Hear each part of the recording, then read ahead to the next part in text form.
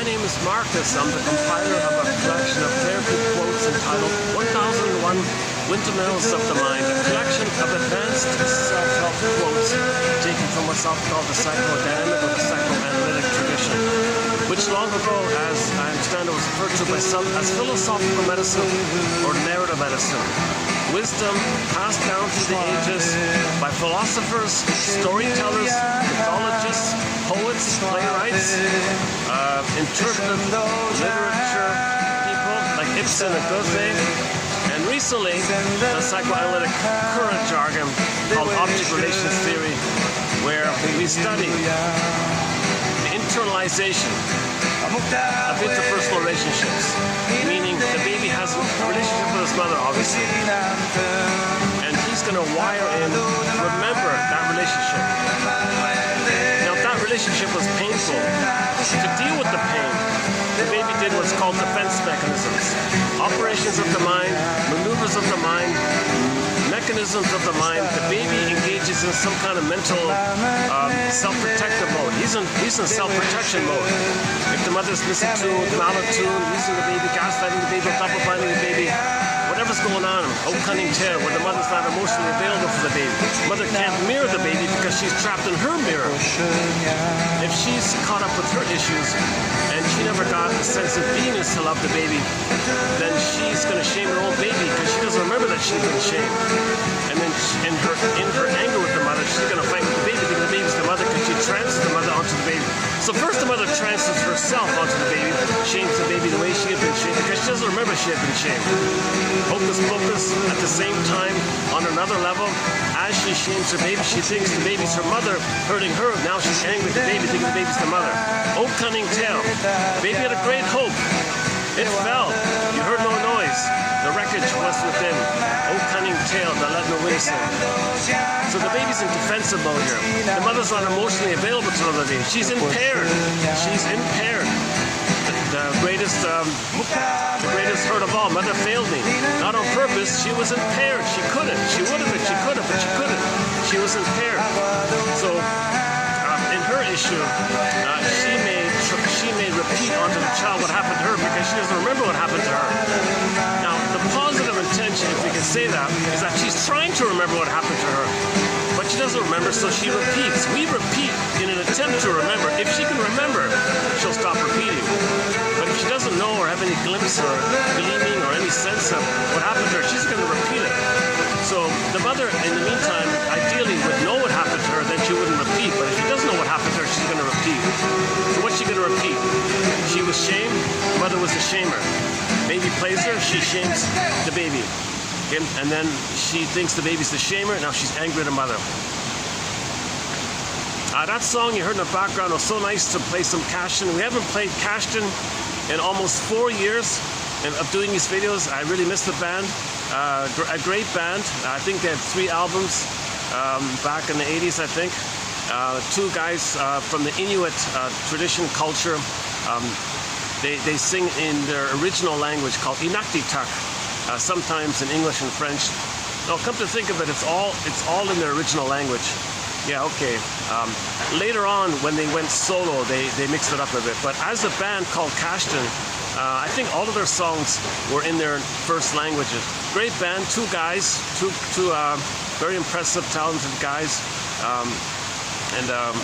So yeah, their big hit was called Chinano. Chinano, I don't have it here, but that was sort of the main hit that made them kind of famous. But they've got a bunch of other songs, like this one here, called I'm not sure how you pronounce it. That song you just heard, it was called Ua C-U-E-N. No idea what it means. Can we play it again? Do-do-do-do-do.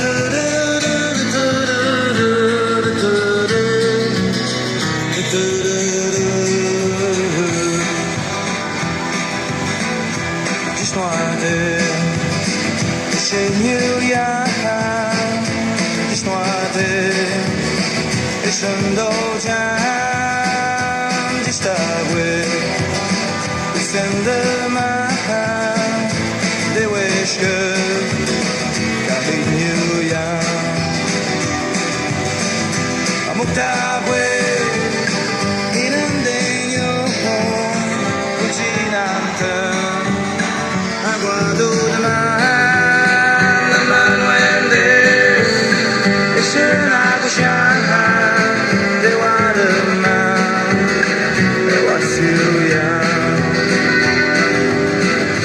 Estave mamat nende de wishke Gamedoya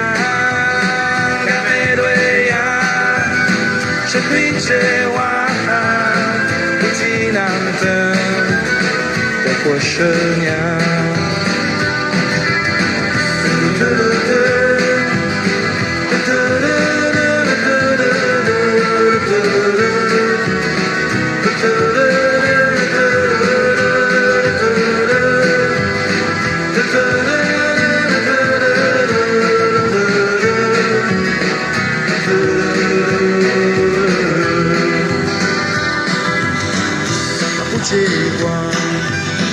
Deciden de mar, de Italia, de Waterman, de Candosia, Cucinante, de Cochenia, Mucabue, Ninandegno, Cucinante, Agua de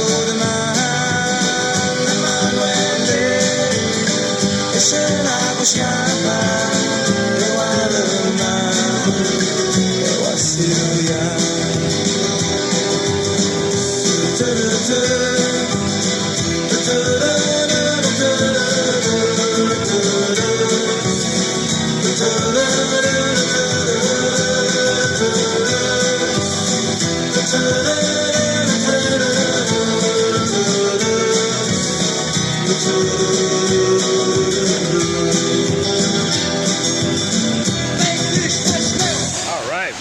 Way to go, yeah.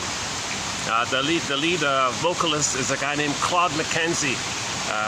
Yeah, Claude McKenzie. So we'll play another song by the Cashin Band. So stay tuned. I've got two lined up for today's video. So in today's video, we'll be doing part 3 of 3 on the topic of Snow White. So so I highly recommend the past 2 videos for parts 1 and parts 2. A lot of great quotes on the topic.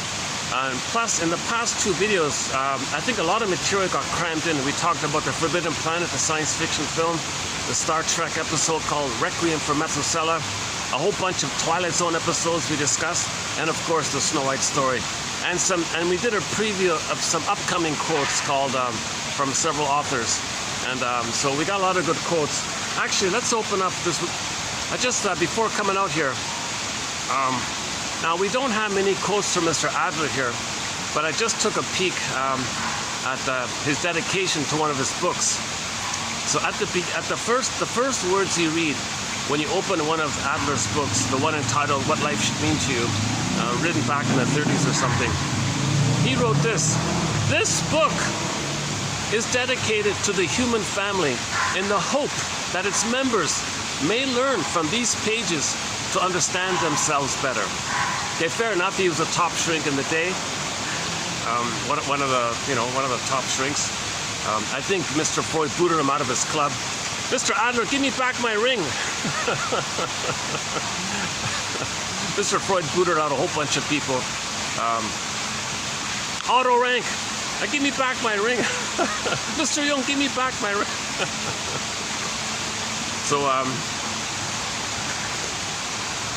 So the soul doctors, they're medical doctors, but they realize, they don't want to play whack-a-mole with your physical symptoms because the physical symptoms come from your emotions.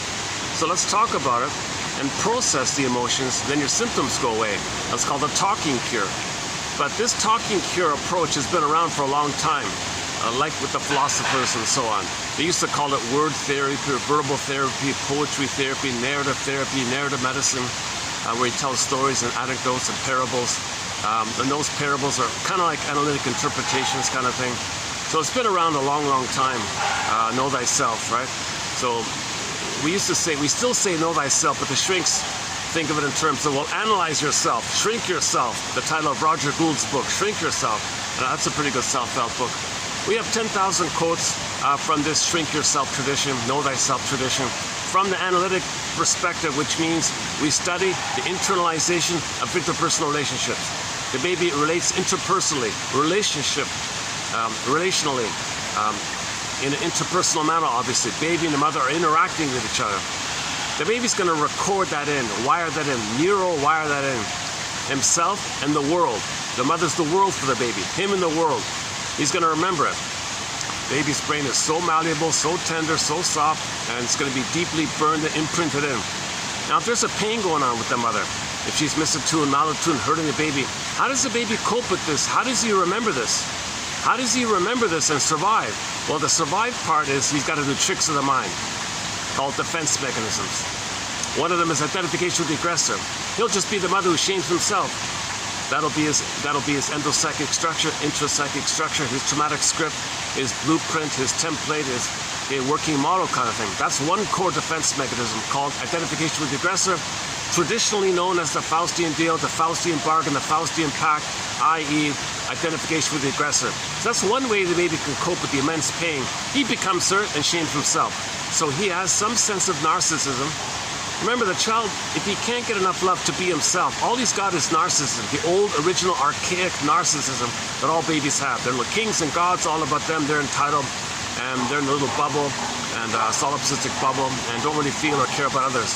So he's got to maintain that narcissism. And the way to maintain the narcissism is to shame himself because he does it. That's how he gets his narcissistic concept, where he shames himself. That's a huge price to pay. To preserve his narcissism and to have the connection to the mother, he's got to shame himself. So let's start off with this core defense mechanism. Of the many defense mechanisms, that's one of the most least understood. Oh my God. Coming up in a future video, I just saw it this morning. Hang on a sec. Go to it's in the pike. It's in the pipeline. Go to 2985. It'll be in that one. I just saw it this morning. Didn't have time to write it down, but I saw a line from an old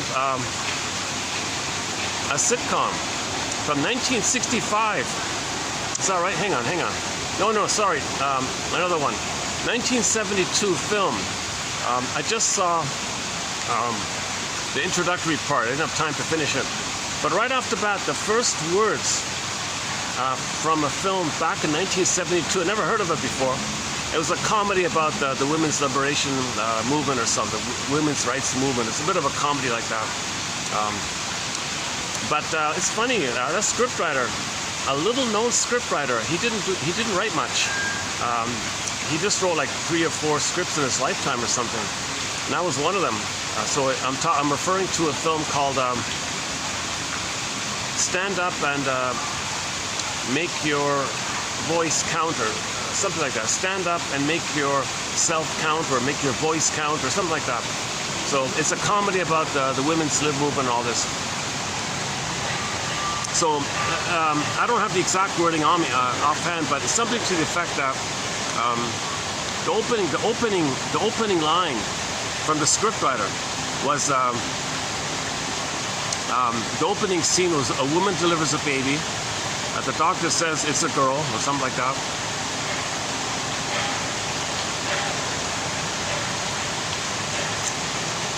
And the voiceover is... Okay, hang on. That opening scene... that opening scene where the woman gets a daughter, it's a girl, she's kind of feeling a little heavy-hearted by it, because she knows women, it's a man's, quote-unquote, it's a man's world kind of thing. But then after the women's movement, at the end of the film, they replayed the scene. The doctor says, it's a girl, she's smiling, she's happy, because women got their rights finally at the end, right? That's a separate topic. So the opening narration was, a boy spends the first 5 years of his life dominated, interesting choice of words, they said dominated, by his mother. The boy is dominated and dominated by his mother for the first 5 years. Then he goes to kindergarten in grade 1, and he's dominated by his teachers. Usually they're females, right? But now the boy doesn't remember this consciously, but unconsciously, that's in the script, unconsciously, he remembers it. He grows up and treats women the way he was treated by his mother. He'll spend the rest of his life treating women the way he was treated by his mother. And that's sort of that little clue they gave to why men are suppressing women or something, because they were suppressed. Mothers suppressed them, mothers squelched them, mothers took away their confidence, mothers dominated them, so they grow up and do that to the women kind of thing.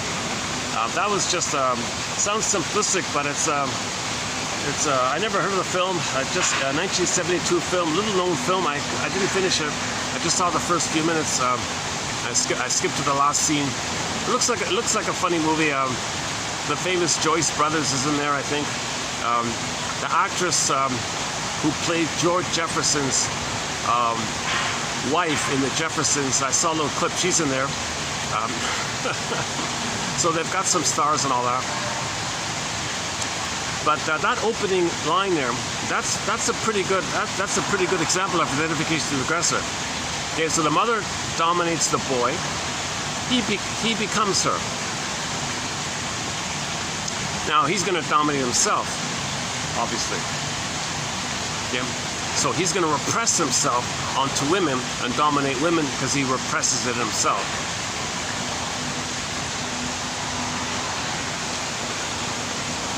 Okay, so in the Faustian deal, so first of all, psychologically speaking, the baby and the mother are one. They're fused, undifferentiation, merging, fusion, blissful oneness.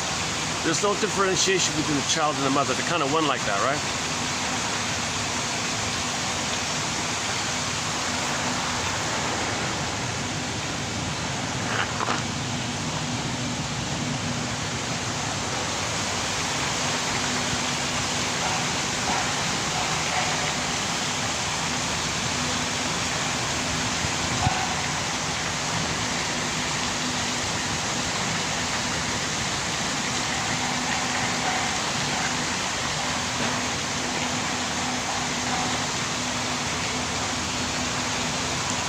So how does the child deal with the pain of mother not mirroring the child, seeing the child, soothing the child, making the child feel safe, recognizing the child, being present for the child emotionally, okay, understanding the child and soothing the child, meeting the child's needs?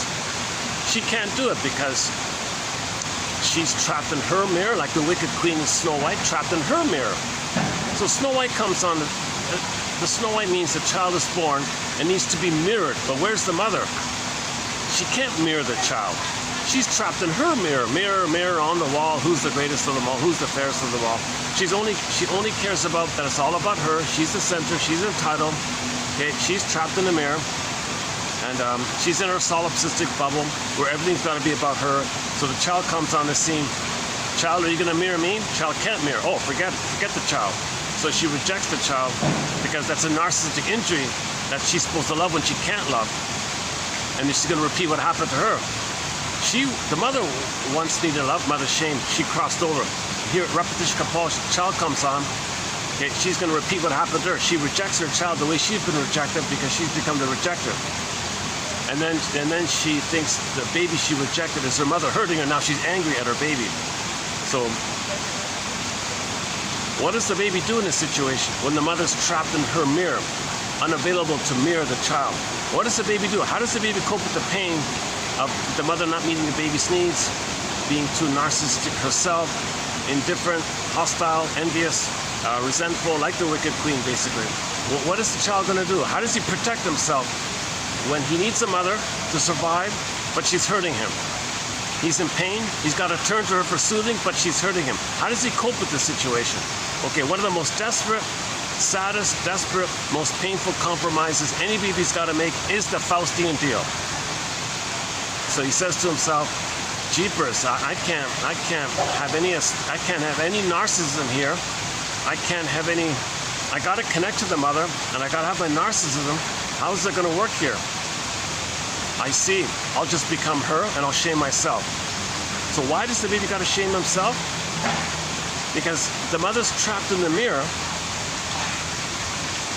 and now the child is going to mirror the mother. Mother, you need mirroring, right? Well, I'll mirror you by doing to me what you did to me. We're one. You shame me, I shame myself. I'm mirroring you. You shamed me, I shame myself. So the child is mirroring the mother because the mother wants mirroring. The child says, okay, mother, I'll mirror you. If that's the condition to be connected to you, I'll mirror you. So I'll shame myself. Do you feel mirrored? Did it work?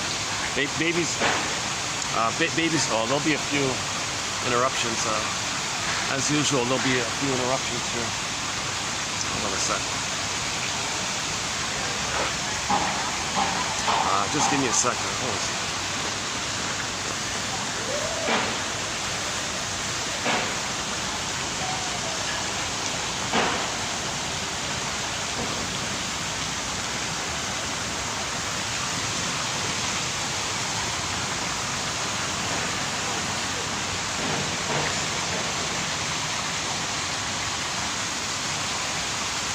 Am I getting famous? Is that the paparazzi?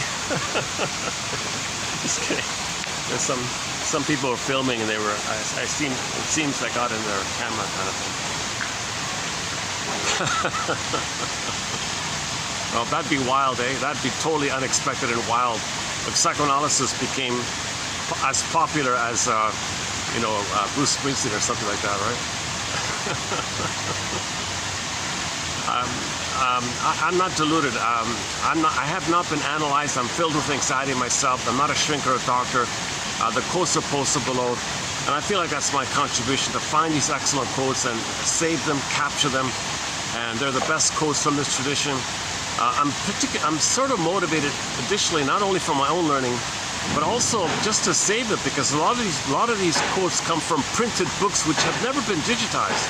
They're unavailable now, some of them. Now, yes, most of them come from printed books, digitized books, but those digitized books have been removed, withdrawn, unavailable, and now I'm noticing entire digital libraries are being taken away. So a lot of these quotes you might only find here. My goodness, a lot of quotes I got a hand wrote out, like the one today from the film. Like if that film gets removed, at least I saved the key quote from that film. The one mentioned today, stand up and, what's it called again? Stand up and express your voice. I forgot what it's called. Something stand up something. Like a protest. It's a women's protest movie, a comedy like that. Stand up and make yourself known, or say what you want to see. Say what you want to say. The funny clip I saw was in the women's circle, when they did like a self-help circle, when the women were comforting each other. They didn't do like, raise your hand or talking stick or pass the eagle feather. They all had little coins or tokens. So when someone finished speaking, they throw the coin in the can, kaplunk, it's finished. And then the next person, okay, I'm gonna speak, holds up the coin, says what she wants to say, throws. So you hear these funny little comments, and then they throw the coin in the can. Next one says the same thing. Next one is a funny little scene. That's a very clever kind of scene. It looks like a promising film. Unknown film, no reviews, no. I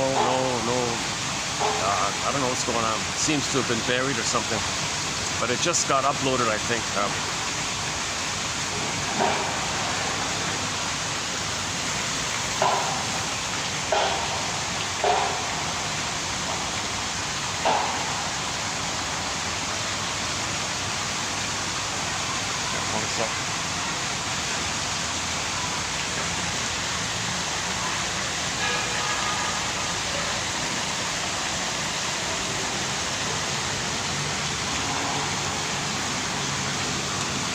Okay, let's get back here. Hold on a sec. Sorry about the noise. During the week they turn off the water there, but on the weekends they put it on for some reason. So it's a lot noisier. Sorry about the noise. So I'm speaking a little louder to try to compensate. Hopefully you can hear it more or less okay. But however the delivery comes across, it's about the quotes. So you'll get the Snow White quotes in this batch here. So let's finish up on this very important defense mechanism known as identification with the aggressor, Faustian deal, etc. So the baby's being shamed by the mother. Mother, I have needs. That doesn't get it. Misattuned, malattuned, doesn't understand the signals, frustrated, baby's needs aren't being met. Then of course he's going to be angry naturally. Natural response to when the baby's needs are not met is going to be anger. Okay. Now if his needs are met, he'll feel pleasant. That'll be the feeling self. But if the needs are unmet, he goes to the primitive brain, that's the anger one, feeling. So joy and sadness is the middle feeling mind, and then fear, anger is the stress primitive mind, right? So he kind of goes back like that. So he'll be angry. So now he's angry with the mother, and that's the communication. Mother, I'm angry because you didn't meet my needs. That's why I'm angry. Oh, what are you angry about, baby? Stop complaining. So she gaslights, double binds, rejects the signals, uncomfortable with the signals, feels insulted or something. You're insulting me, baby. You should be happier. She'll do some disturbed kind of thing. So now that's got to go in like that. A lot of pain like this. So in his understanding of how he's going to live, what he's got is a lot of rebounding aggression. Okay, so think about the water, okay, like a river. The child's anger going to the mother, but it's blocked. Now I got this continuous anger like a river hitting this bank, okay, and now this rushing river, it's going to rebound inwardly. It's going to rebound inwardly. Now the baby's got rebounding aggression to himself. Now the body can hold some of it. Okay, the body can bear the burden, suffer the burden. Of course, he'll get symptoms later on. Okay, he'll get psychosomatic symptoms because the screaming and the anger is going to the body like that. So psychosomatic symptoms are your scream and anger to the mother. So the body will bear some of it in the form of symptoms. It converts like that, somatization like that, somatized, converted like that. So again, the baby's energy and anger is going to the mother. Mother blocks it. Yep. Then the baby's anger's got to go somewhere, so it turns around back in on itself. Now the baby's got this rebounding anger. Anger rebounds in. Anger rebounds in. Because mother gaslights the baby, rejects the baby, doesn't understand the signals. What do you want, baby? Baby's anger goes in, goes in. Now at some point, okay, there's now now it's kind of destructive to himself. Now he can only hold that self-destruction for so long. Okay, so this someone called this kind of rebounding anger daimonian energy. Okay, just to give it a name, what do we call this rebounding aggression towards yourself? Somebody call it daimonium. So if there's a daimonium energy, let's say, can we create a symbol as a spokesperson for this energy? What would be a symbolic spokesperson for this rebounding aggression called daimonium? What would be a spokesperson? If we were to create like a picture, okay, to speak for it on its behalf. So we can create a symbol called Mr. Dibolius. Is that right? The guy with the horns. Okay, the devil guy, okay? So some destructive kind of thing. Could be an alien, could be a Borg queen, a monster, a minotaur, guy with the horns, Satan, devil, Lucifer, dark angel. What's the other one? In the Twilight Zone, they had a bunch of them. If you go to the episode entitled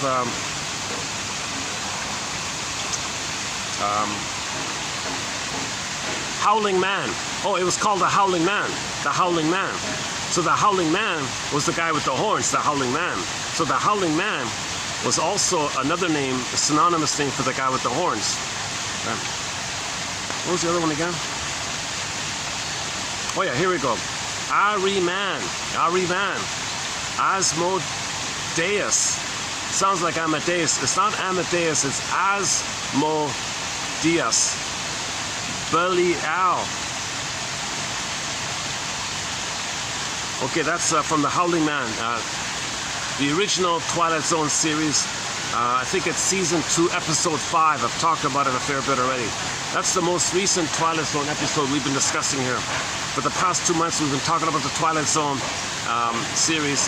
That's the most recent one. We've done a dozen so far. A lot of great ones. Gabe's Story, Long's Lost and Found Emporium, Take My False Light Please, The Doberman Pinscher, okay, Shadow Play, Saturday. A lot of great episodes. Nick of Time is a little okay, and Howling Man is another good one.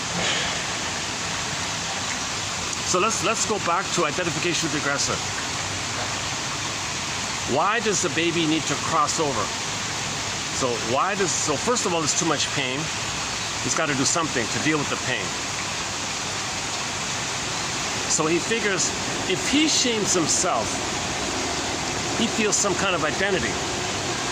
Number 2, he's connected to the mother because he's going to mirror the mother because he's doing to himself what his mother did to him. And the mother made it a condition. The mother said, baby, I cannot love you. I want you to mirror me. But maybe if you mirror me and save me, maybe I'll love you in return. Big lie. Baby will try his best to save the mother if that's what he thinks the mother wants. The mother's crying for love. Mother, you're crying for love? You need mirroring? I'll mirror you. How do I mirror you? Well, shame yourself the way I'm shaming you. You'll be mirroring me. So Abe, the child, gets some identity called narcissism because he's doing it. He's going to shame himself, and just instead of being the passive victim of the mother shaming him, he'll shame himself. So he feels some kind of sense that he's doing it, like the narcissism. I can do it, autocratic, important magician or something. He feels some kind of power or something like that. However you want to put it, neurotic pride or. Remember, the identity can only be authentic identity from the feeling self.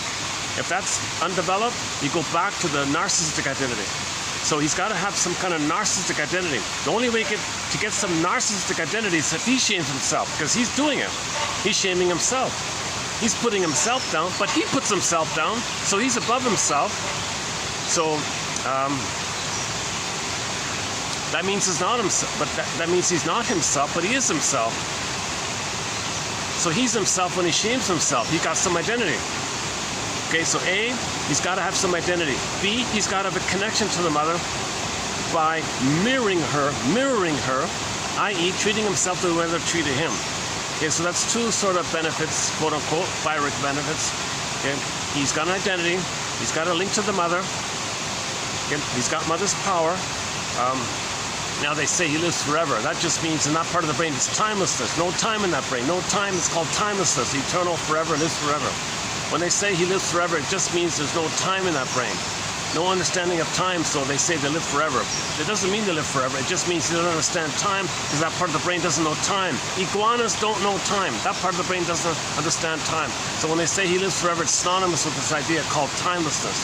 That's one of the features of the unconscious. It's timeless. No time in it.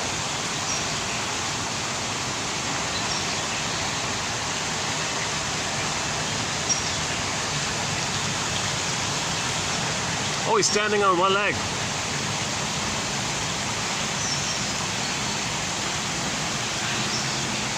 What's funny? I just saw somebody. Like on a I don't know, some short little video say that it's a good health exercise to spend a few minutes standing on one leg and you alternate or something. I never thought of that.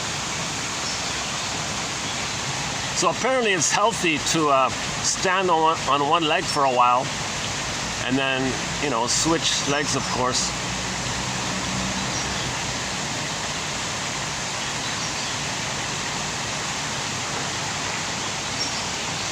Okay, back to identification with the aggressor. Okay, so we already mentioned the first 2. Okay, he's got an identity. He's the one who does it. So he's narcissistic, proud. He's important. He's the center. He's a star because he does it. But the cost is he's got to do it to himself. He's got to shame himself. Sell his soul. That's why they say sell his soul. Okay. Number 2, by selling his soul, he mirrors the mother who sold his soul. Yesterday's idea about the mother committing the crime like that. Get to part 2. Okay, now part 3. As he imitates the mother, he rejects himself, but he's the rejecter. So he feels important and he's connected to the mother. Okay. Now the anger he's inflicting on himself, it's going to be rebounded in again because the original mother never accepted it. So he won't accept it. It goes in again. Now he's got his own aggression rebounding in, rushing in like a whirlpool of anger, rushing in. Okay. Now the body's going to bear the burden for a while. Okay. Now next, what's going to happen next? It's destructive, destructo now, right? It's going to be destructive. It's going to hurt him. It's going to hurt his body, hurt his organs, and so on.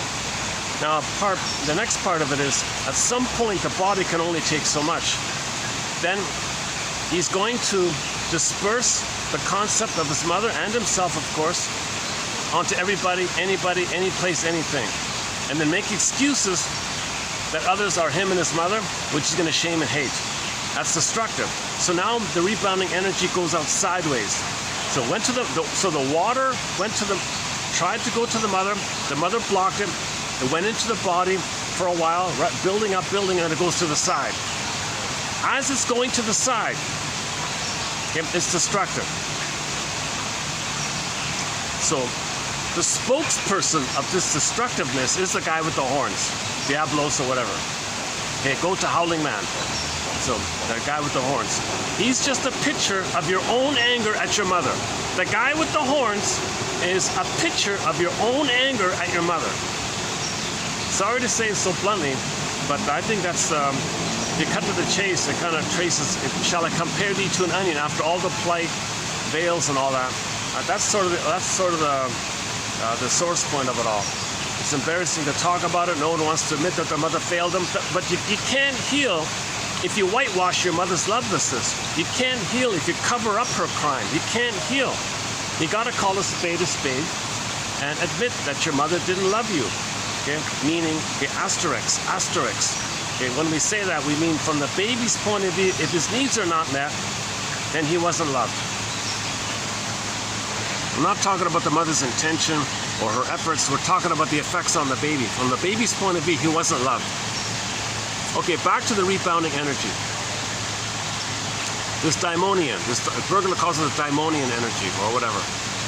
And because Diabolos is the symbol of the daimonian energy. So what's his name? Diabolos or whatever. The guy with the horns is also known as Diabolos. So he's a spokesperson for this rebounding aggression called daimonian. If we were to make it simpler, maybe rebounding aggression. Okay. Mr. Rebounding Aggression. No, that doesn't work, right? See, the images are more powerful, right? The guy with the horns is more clear. See, the guy with the horns, that's your rage at your mother. That's this burning, destructive rage at your mother. But where's your mother? Well, now you put her onto the world. Now, how are you going to see the world as your mother if you are her? If you are the mother and you're angry at your mother, how's that going to work? Well, in the unconscious, there's no time and there's fusion and flip-flopping. It's called primary mentation. Alice in Wonderland. So things can shape-shift and morph, and Hall of Mirrors, House of Mirrors can poof to this, poof to that. Things can morph around and poof around, and one image can turn into this, that can turn into that. Okay, so because of the fusion like that, it's called beta elements, it's all imaginal, it's pre-verbal, the baby's not speaking yet.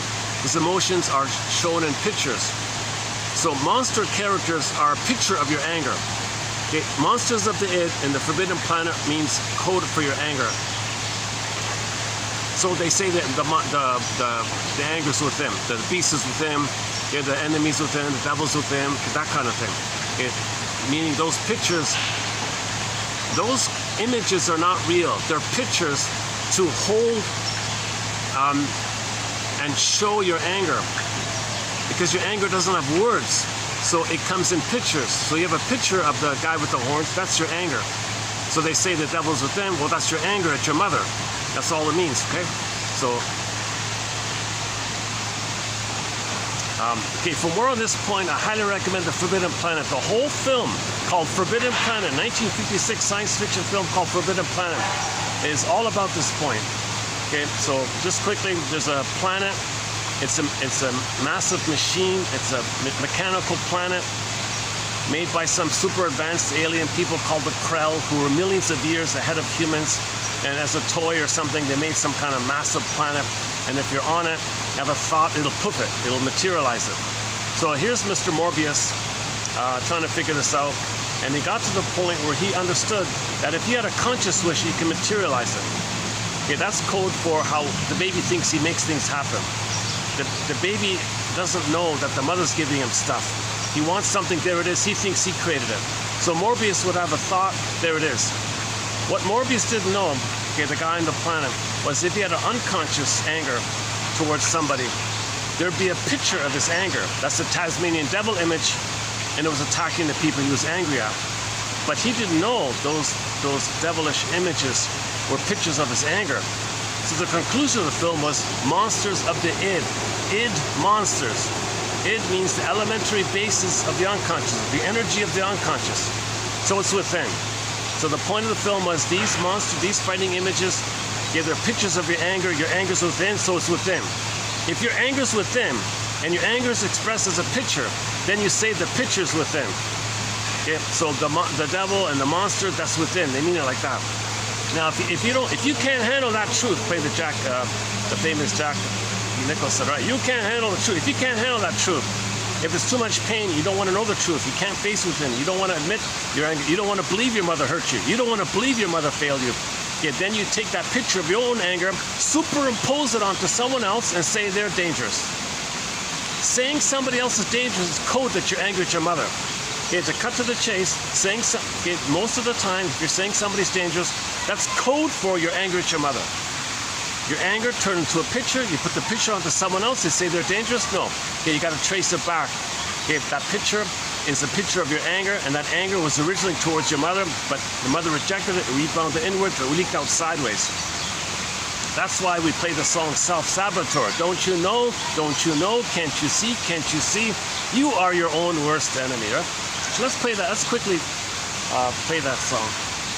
Whenever that topic comes up, it's good to play that song. So let's play Delirium. There's a band called Delirium. We've got 4 songs from the band Delirium on our soundtrack. One of them, all excellent songs. One of them is called Self-Saboteur. Now, I gotta keep rebooting this thing here, so give me a second. It's really slow. I'm using a budget dollar speaker here. So let's play Self-Saboteur.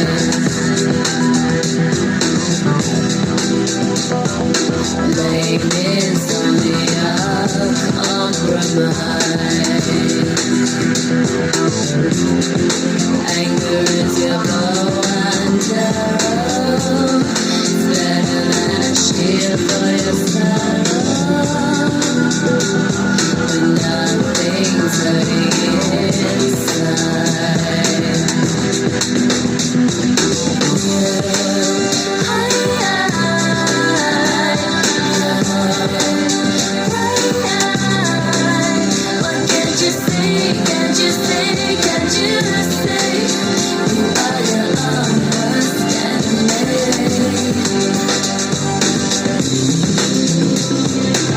all the good things you had always end up with someone, and you claim that they every glass you it's not of yourself only anchor you.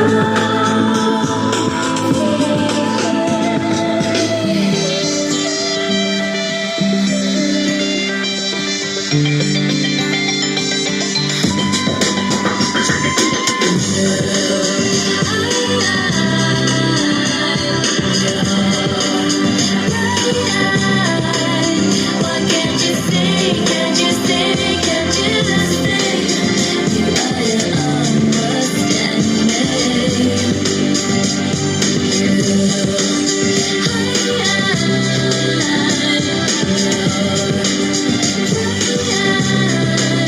Why can't you stay? Can't you stay? Can't you just stay? You are your own worst enemy.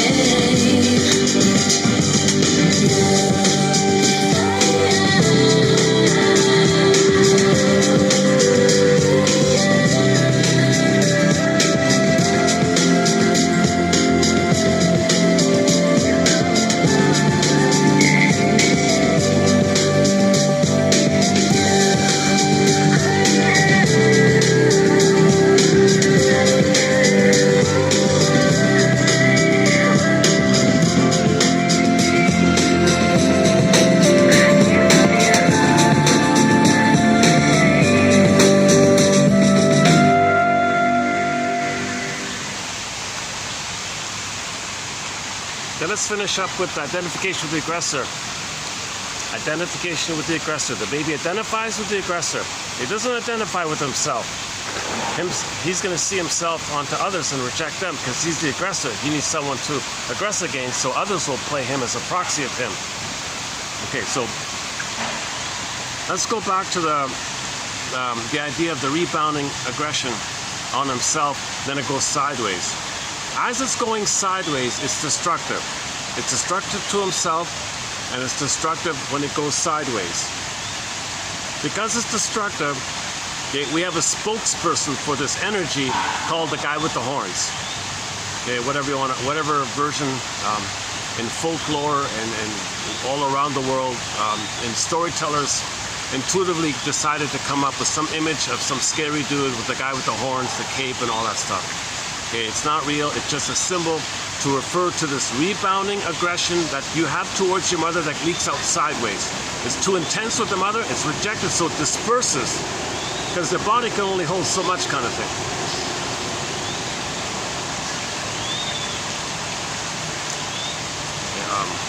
I got just a table of people just to my side. A little distracting here. I think get used to this. And it sometimes happens, you settle in and just the party sits right beside you just when you get started, right? Okay, it's okay. Okay, let's keep going.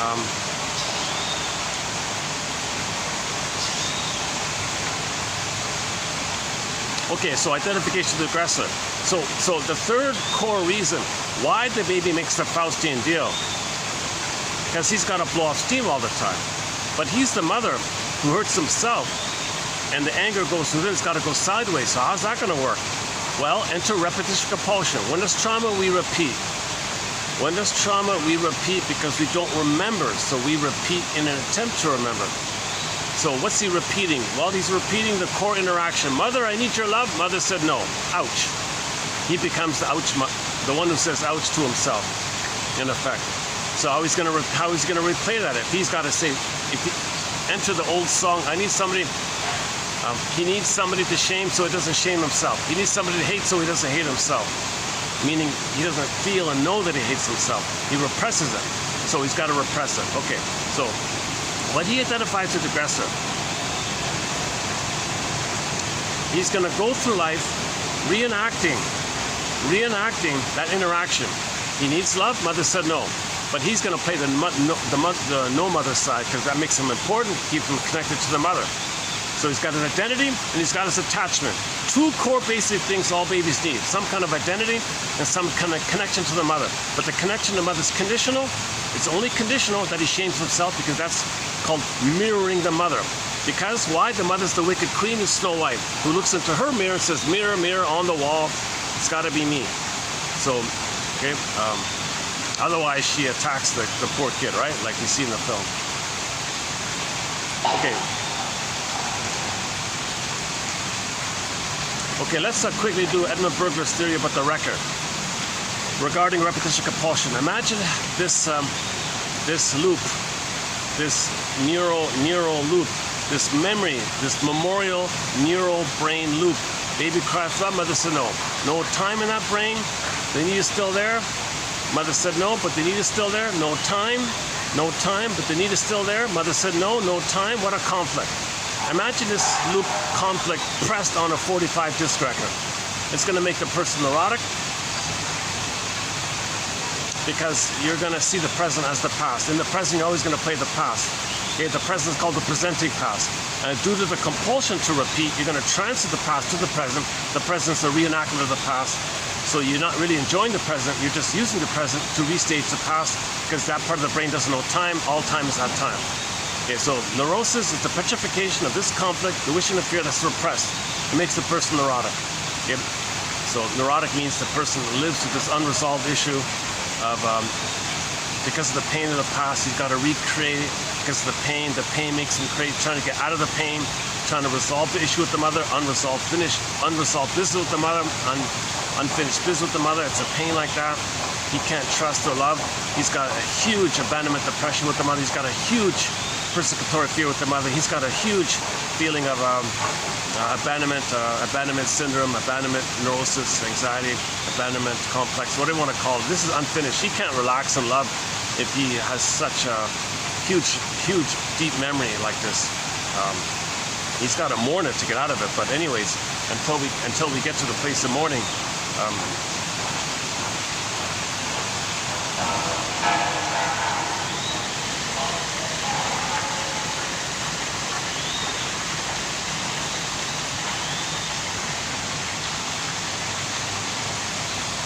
okay, so where are we here? Okay, every neurotic is a music enthusiast, but he only has one record, the 45. Side B is the same song as side A. There's only one song on those 45s. Or side B, there are no grooves on side B. Just one song. The point is, he's got one core issue. This abandonment depression with the mother. This persecutory anxiety with the mother. It's a burned, painful feeling, psychic pain, emotional pain. It's this one core issue he's got, okay, called the cry for love. The song is called the cry for love. That's the name of the song on the 45, the cry for love. He can't play other songs. He's only got one song. Okay. Every neurotic is a music enthusiast, but he only has one 45. Imagine those old jukeboxes, and there's only one record on there. Imagine your MP3 music player. There's only one file on there, one song file on there. So he's only got the one song. Every neurotic is a music enthusiast, but he only has one record. He carries it with him everywhere he goes. New place, whatever. New situation, new interaction, new job, new project, new business, whatever. In every new situation, with never-ending fiery ardor, Burglar says, he spins off his only tune. He plays that only 45. Meaning, in the present, he's going to stage that past because he's still in the past. Due to the compulsion to repeat, to get a better outcome, to get out of the pain, he's going to recreate it. The present is in the past, so he uses the present as a new dish of the past. He uses the present as the past, still repeating that past all the time, so the present's still the past.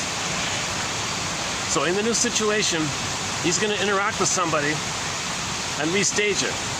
Somebody's going to play him, somebody's going to play the mother, basically, and it's going to flip around. So if he makes the Faustian deal, he plays the mother who says no to him. So he shames himself. Rebounding energy, rebounding anger. He wants to get out onto the mother. but he is the mother. How does that work? Well, first he finds a proxy to play him. First he replays the cry for love by getting a proxy to cry for love on his behalf. Okay? So he finds a proxy, someone else, to represent. Remember, proxy is someone who feels for you, does something for you, plays a role for you, is you maybe, like kind of thing. So you find someone else, you regard the other person in your fantasy as you. Wanting love, needing love, it's you. You just make it up. You don't care. You just make it up. That's the power of unconscious fantasies. We're not aware of it. Got to make inferences about it. Okay, the iceberg metaphor. It's a powerful, unknown kind of force like that. So you think other people are you, your soul, and you're the mother who says no to you. So since you're going to replay the thing where you cry for love, mother said no, and you're the no mother, you find others to play you. You see others as you, and you play the shaming mother. Since others are you, and you're the shaming mother who says no to you, you see others as you, you say no to them because you think they're you. Okay? So you replayed the thing. You cried for love via the proxy, and you shamed the proxy because you don't want to, because you can't handle the truth that you cried for love and mother failed you. When you shame yourself, you repress it. When something's repressed, it's projected. The proxy is the projection or the externalization of something about you that you don't want to admit. When you repress, you project. So you see others as your projected self. Now, when you reject others, you're repressing the memory that mother shamed you and you're shaming yourself. When you shame yourself, you project yourself. And when you reject others, you're repressing it. Because you can't handle the truth, you see it's out all the time. You don't want to admit that you're projecting. Okay, projection means it's too painful to admit it, don't want to know it, don't want to believe your mother failed you, don't want to believe your mother hurt you, you don't want to know it, you can't handle the truth. Okay, the image for this is need to know. On this point, go to the twilight zone called need to know on this point. Yeah, I won't do it here, but that's a parable for this issue about how powerful it is that we can't know this truth. You can't handle the truth. Just like those farmers couldn't know the truth. They all went into the loony boon when the loony house. What's it called again? The loony bin. When they learned the truth, all those farmers had to go to the loony bin. They couldn't handle the truth. Those farmers in that TV episode called Need to Know, Twilight Zone, entitled Need to Know, they all had to go to the loony bin when they heard the truth. That reflects how difficult it is to accept the truth. Okay, that's the point of that film. It's too hard to know the truth. You think you can handle the truth. Well, can you contain it? Can you admit it? Now, one guy was able to. The rest couldn't, kind of thing. Okay, so we're going to replay the shaming mother who shames ourselves. That's too painful. That's repression. When something's repressed, we project it to make us unaware that it's within. So when you shame others who plays you, you maintain the repression, because when you repress, you project. So if you're projecting, you're repressing. If you're going to say others are you, you're repressing it's you. Sidebar here. A very important point.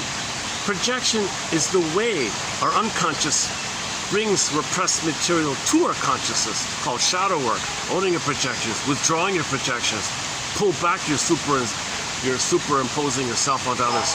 That major part of the healing journey is to own your projections like that. If you're willing to handle the truth, you own your projections. Prejudice is confession. If you can handle the truth, kind of thing. 99% of the time, basically. Okay, so we're setting it up here. We have to cry for love and say no. Others play you, and you say no to them.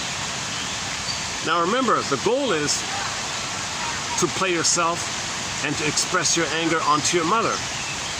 Now in that meditation, at the same time, on another level, in the unconscious mind where there's no time, as you're shaming your proxy, your soul, you, and you're the mother who says no to you, at the same time you're shaming your soul, you think the one playing your soul, at the same time is your mother hurting you, and you're angry the one you're shaming. Now you think the one you're shaming is your mother hurting you. Now the daimonian thing, Okay, the guy with the horns, you're negative and cruel, bad jokes, cruel jokes, cynical jokes, sardonic humor, bad humor, negative treatment, whatever. You're going to discharge your frustration on your mother onto the one you just shamed. So the proxy played you, okay, because you need to shame your soul. The Faustian deal. You need to shame your soul. To have a mother, you got to shame your soul. Others play your soul, you shame them to repress how you're shaming your own soul. So you repress your own soul, you're shaming your own soul. That gets projected. Others have your soul, you press it down on, you press, to keep it repressed, you reject the projected side. Then you flip-flop and think that after you cry for love, you play yourself. Now the victim is your mother, and now you're angry at your mother. Now you got a chance to fight with your mother. So now that's destructive, because other people, what do they have to do with it? They have nothing to do with your nursery time with your mother. They have nothing to do with it. But it's destructive because you need to know. You can't know it. You can't handle the truth that your mother failed you. You can't handle a person doing this. A person caught in this cannot handle the truth that mother failed them, betrayed them, gaslit them, double-binded them. They can't use them, malatune, misatune. They were trapped in the mirror, like the wicked queen. The mother was envious. The mother was narcissistic. The mother was impaired. The mother was a bully pattern, Iago pattern. The mother was entitled and all this stuff. They don't want to know this truth. But once again, the farmers, they need to know Twilight Zone. They can't know the truth. The baby can't know the truth. It's hard to know the truth. But we're adults, we can know the truth. At midlife, we're strong enough to know the truth. We're not in the nursery. We're survivors from that time. Now we got to face the wiring, shine a lantern on it, lasso of truth, bring it up to consciousness, okay, pull back the defenses and start to rewire things, kind of thing. We want to unpick the threads of a traumatic script, use those threads to weave a new script, one guy said. The famous guy said back in the 50s. Sort of the head of the thing, actually. He was sort of the head of the thing, Mr. Menninger or something like that.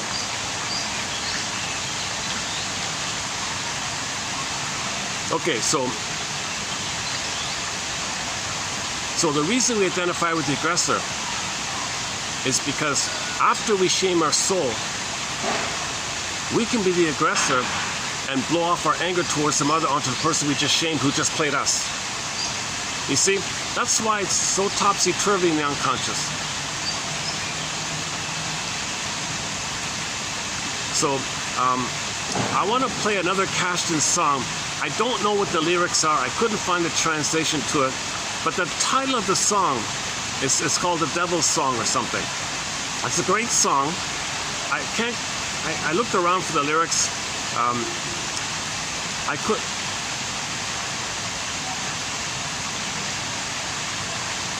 Maybe I once found it, but I couldn't translate it. There was no translator from Inuktitut to English. I don't know what it was, but the title of the song kind of conveys this. Okay, so if you're angry at your mother and you're hurting someone else playing your mother, that's destructive. That's the little devil within you, the devil's song. So the song of the howling man, let's say. So in the film it was called The Howling Man. See, the howling man, you're howling.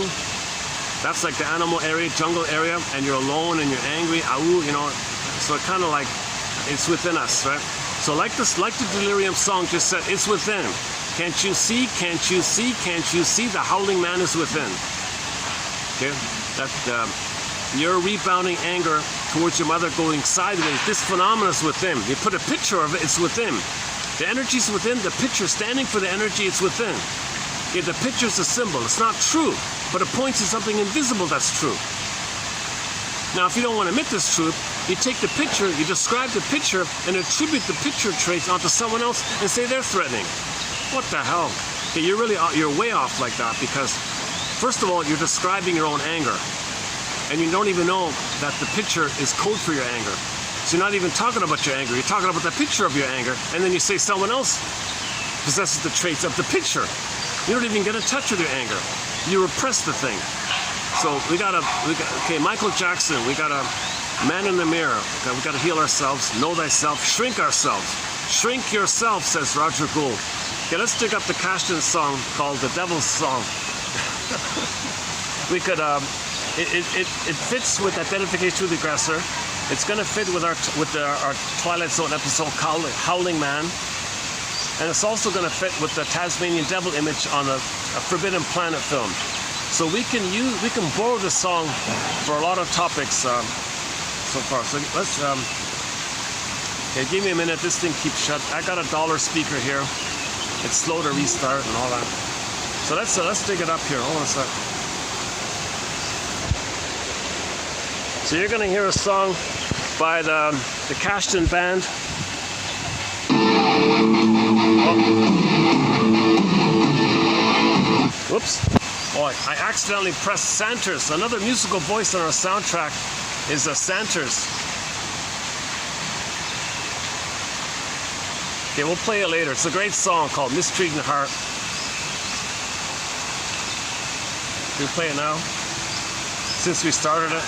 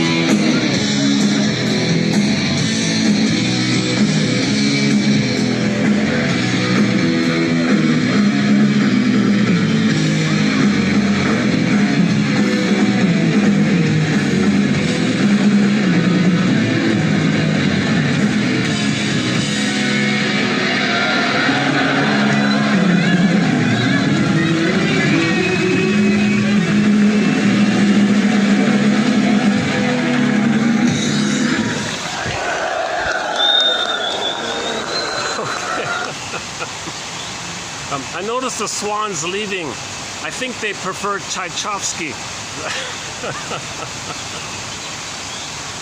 Okay, let's dig up. I'm not sure. I'm sorry. I'm not sure how to pronounce it. The English translation is called the Devil's Song. Okay, so this is if the devil guy can sing. And the devil is a picture of your own anger towards your mother, but your mother gaslights you, so it goes sideways. And maybe he's saying, "Gee, I'm so angry at my mother. I think I lost hope to get any. I have no hope that my mother's going to respond to me. I have no hope that my mother's going to change her ways. My anger's going to go somewhere like the river thing." So maybe the song is sort of saying something to that effect. I have no idea, but it's a great song. So let's dig it up here. It's one of their hits. It's one of the Cashin Band hits. It's spelled tip, T-I-P, A-T, tipat. Okay, then you got shimum, tapachimum. Okay, if you look up the song Tapachimum by the Cashin Band.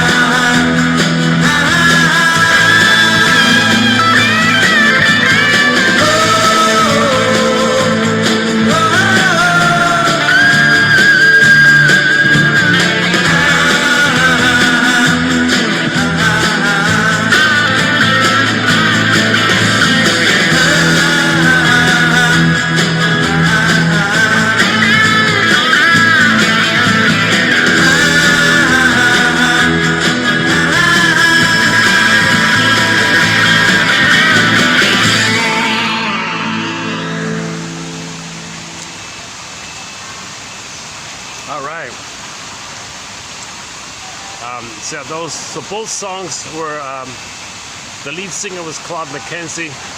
We have some other songs by Brian Andre, another underappreciated singer. We play a couple of his songs as well.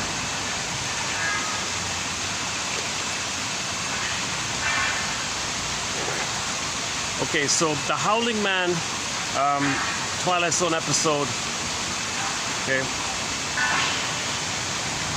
During the time that our anger is going on within, our own anger towards the mother is being held within, the body's holding it. So we're howling, out, pain, ouch, lonely, anger, ouch, lonely, lonely wolf, hungry wolf, angry wolf. That's a howling man. It's a man, of course. And then too much. So it got released, you know. And then you put him in, you catch him in, released. So he was caught, they released him, caught, released him, and for women as well. For women as well. So in the Howling Man, the woman had it, and she let it out. Same kind of thing. And another, on this point, I just saw a comedy clip from 1965 entitled Gidget, is that right? Gidget?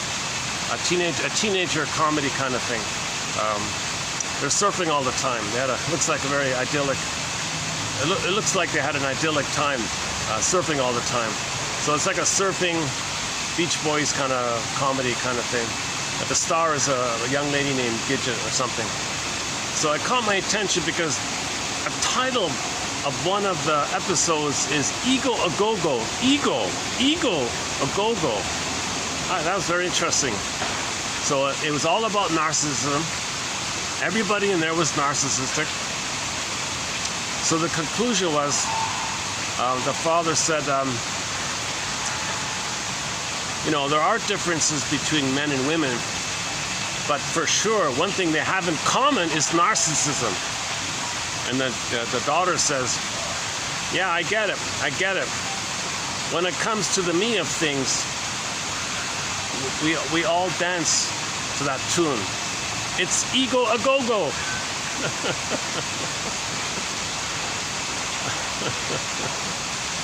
That's a very educational, fun little thing to point out that narcissism is a psychology that for any person is independent of your gender. Narcissism is your identity up until 18 months, psychologically speaking. But if you're traumatized prior to 18 months, it might still be there. And we might carry it even into high school. So high school is another chance to resolve the narcissism. You had an original chance to resolve it. You get another chance to resolve it in high school times. And if you don't resolve it in high school times, well, you'll carry it until midlife times. And then you got another chance to resolve it at midlife times. And if you don't resolve it at midlife times, you'll get another chance in your 70s or something. I don't know. Or maybe not. Maybe that's it. I don't know. Or well, that's not true. No. You get a core chance at midlife. But the midlife can be extended. It can be delayed or something. Yeah, that's it. Okay. There's always a chance to resolve the narcissism. Ego A Go-Go. Yeah. That quote's coming up as well. It's in the pipeline. Yeah.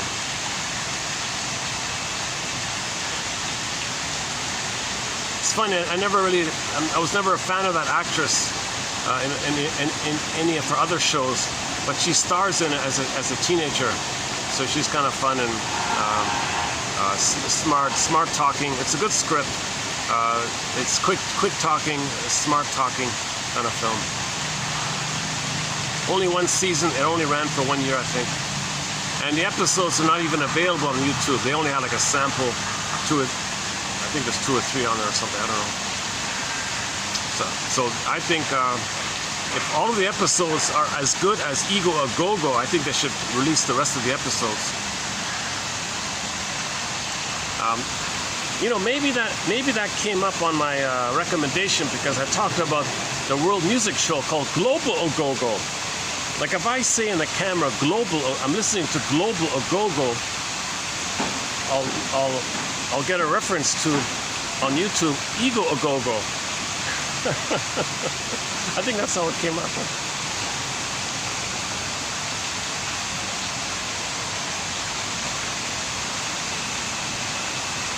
Okay, we'll get to the Snow White quotes here. In the last video, I did a preview. Are we finished with the devil guy? Oh my God. Okay, another key point, another way to think about this rebounding aggression is to simply take the letters of the word live. The baby wants to live. He wants to love and live, right? Connect, life force, live. Baby wants to live. Mother, I want to live and love. I want to connect with you, to grow and develop. I want to live. L-I-V-E, all my life force. I'm living to my life force. Mother says no. Turns in. When it turns in, when the rebounding anger turns in, take the letters of that word, L-I-V-E, and reverse the letters. You got E-V-I-L, and that's going in. That's why it's considered harmful, E-V-I-L. Okay, now you can create it. Now you got the devil for the E-V-I-L. That's just a picture of your own rebounding aggression turned inward. That's just a picture or code to talk about, a symbol for it. It's just convenient to make a symbol to quickly, like a shorthand, to talk about your own rebounding aggression because your mother gaslit you and it turned inward. It went into symptoms. So when we get psychosomatic symptoms, that's self-destruction. That's Mr. Devil did it, right? Devil's within, enemies within, and so on, right? And then it goes to sideways and projection, blaming others and hurtfulness onto others. It's destructive. That's why it's like that. So it's very convenient. It's just an interesting coincidence that L-I-V-E reverse spelled the way the energy reverses back is E-V-I-L. It's just an amazing coincidence. It's not by design, I don't think, but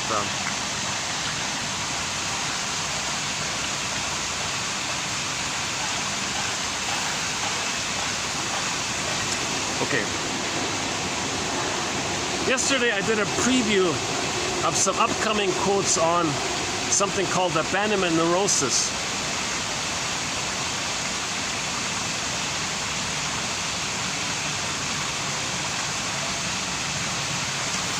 I won't redo it here. Okay, let's not redo that one then.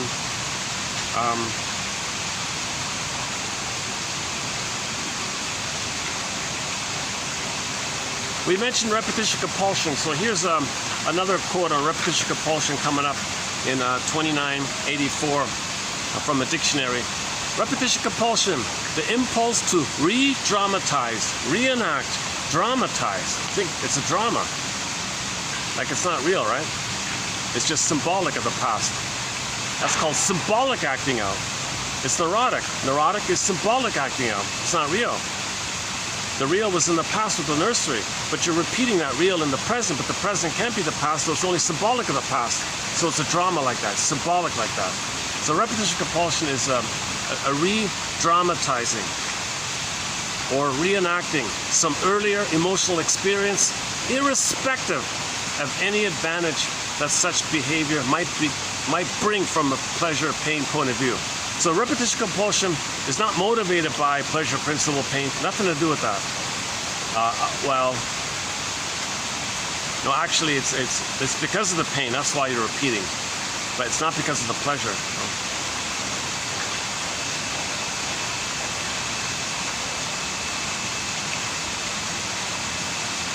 And yesterday was a good video. We covered a lot of ground yesterday. Yeah, I thought yesterday was a good video. We've done some really good videos lately.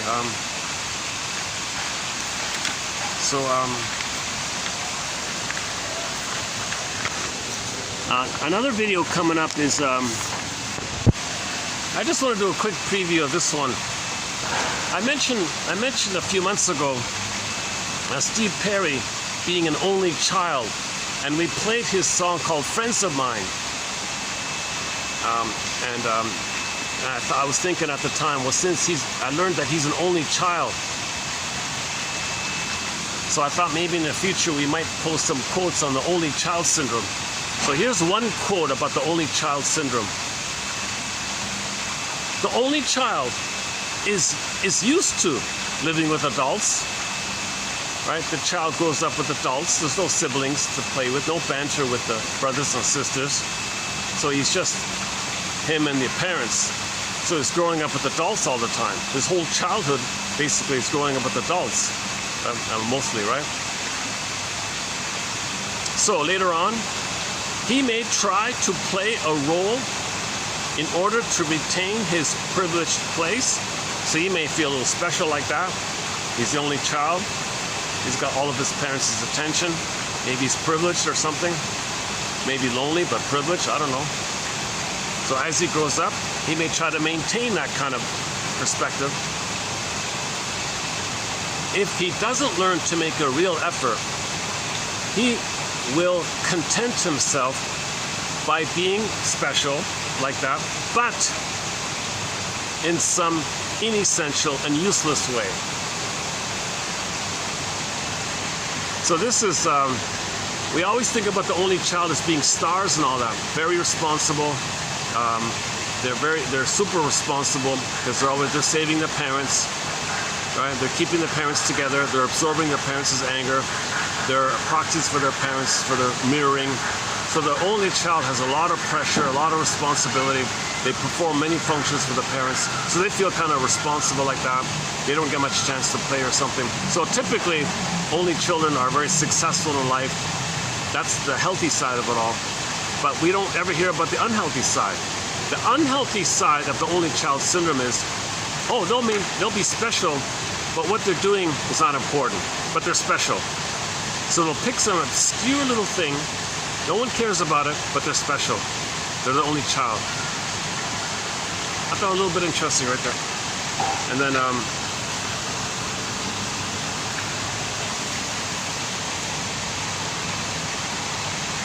okay, now as a follow-up, he does have one about the eldest and the second.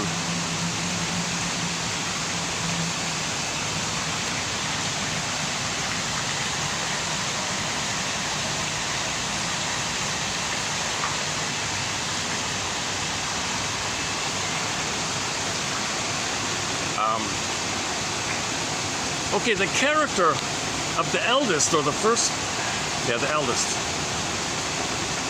So if there are siblings, he's the firstborn, but there's others, right? The eldest.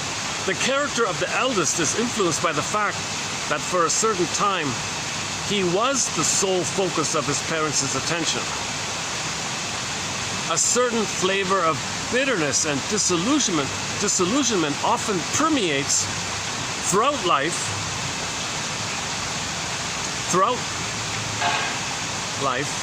the attitude of eldest children. Okay, so he's going to be disappointed when the second kid comes on, right? In many cases, they turn their affection away from the mother, whose preoccupation with the newcomer disappoints them, and attach themselves to the father, okay? They often tend to support authority and exaggerate the importance of laws and rules. So the firstborn's responsible, laws and rules, a lot with the father, because the mother's busy with the second kid, so he's hanging out more with the father, let's say. They acquire quite young a sense of their own responsibility, often excessive, which extends to their younger brothers and beyond the family. The type of the second child is in marked contrast. He lives in the future. He looks forward to the time when he will be able to catch up with the eldest or even to surpass him. So if the eldest is the traditionalist, the second in the family is the rebel.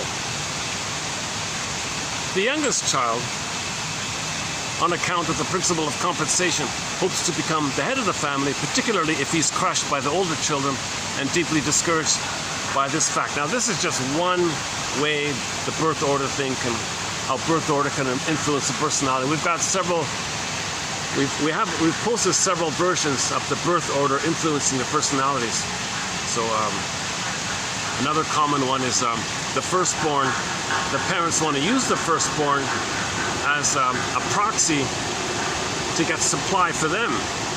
So the firstborn gets all the schooling, all the funds, all the support, because they want the first one to be the hero, the star, to be seen so they can feel seen.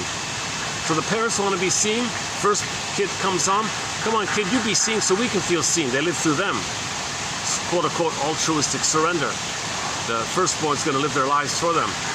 So the firstborn may get all the support like this. Now they're not seen for who they are, but they'll get all the benefits of the good schools and the money and all that. Now it's not going to work, even if the kid is successful. It doesn't heal what happened to the parents. They don't feel seen.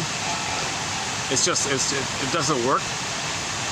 Being seen by others doesn't mean you were seen by the mother back in the nursery. It's symbolic acting out, symbolic pursuit doesn't translate to the actual needed mirroring back in the nursery time. So by that time, when the second kid comes on, they've got pent-up steam. Remember the rebounding anger. So when the second kid comes on, they've got so much steam built up, they often will scapegoat the second one. So the mother won't love the second child, make him to let him be naughty. The mother wants the child to be naughty, so it sets it up where she can then have an excuse, camouflage, cloak, flim-flammery, BS. She wants to say to herself, look, my child is naughty.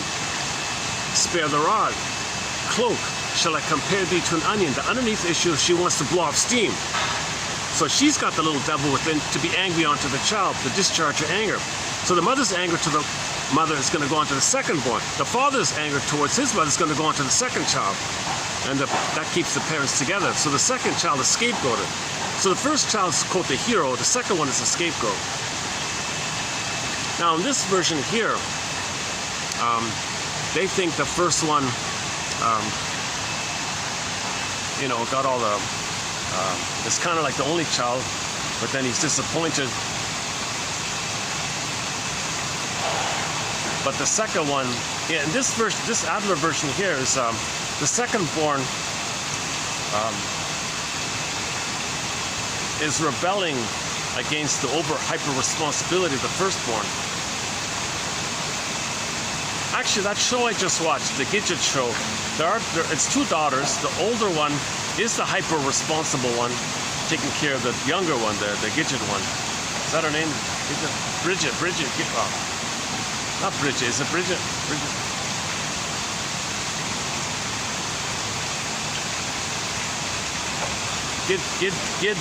Gidget or Bridget, one of those two. Unusual name. Maybe it is like Bridget Bardot. Maybe it's nothing to do with Bridget Bardot, but maybe that first name is the same, Bridget. Or Gidget or something. 1965, ran for one season. Look up Ego Ogogo, that one there. So she's the youngest one. The star is the youngest one, but she's got an older sister who bosses her around because she feels overly responsible. So the younger one's a little bit rebellious in that sense. So it kind of fits in that way, right? Actually, that show made a point about ideally how a father should be with their teenage kids, kind of thing. Not too close, supportive, but not like their friend, but still the parent, but allows them freedom, but support and understanding. So he kind of played a bit of a role model on how a father should be with their teenage kids like that.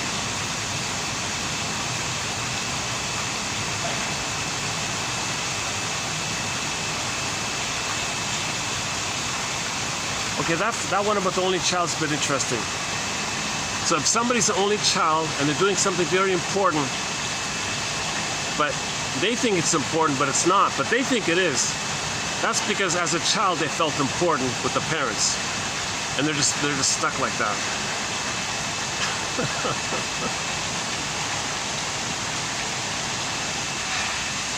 Oh, Alfred Adler says that, quote, it matters little what we bring with us into the world. Everything depends on what we do with it. So happiness is not about what you got in terms of whatever, fill in the blank. It's whatever you got, your happiness depends on what you do with it. Whatever cards you were dealt with, it's about how you handle those cards or how you play those cards or whatever. Not a perfect analogy, but again, it matters little what we bring with us into the world. Everything depends on what we do with it. So you got some gifts, that doesn't matter. It's what you do with those gifts, whatever those gifts are. So somebody may have a lot of gifts, but they do nothing because they're not happy. Huh? Somebody had a minimal gifts, but they turned it into art. And so they're happy because they converted what they got and they did something constructive with what they got. Huh? Rather than just saying, oh, poor me, I didn't get the good thing the other one got. Just take what you got and make the best of that kind of thing. And your happiness can come from that process of making the best of what you got, right? Awesome.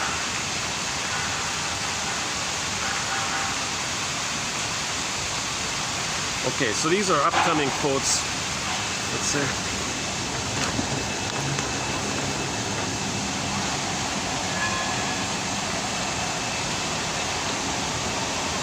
Okay, so we'll have quotes about transference, one about brooding, one about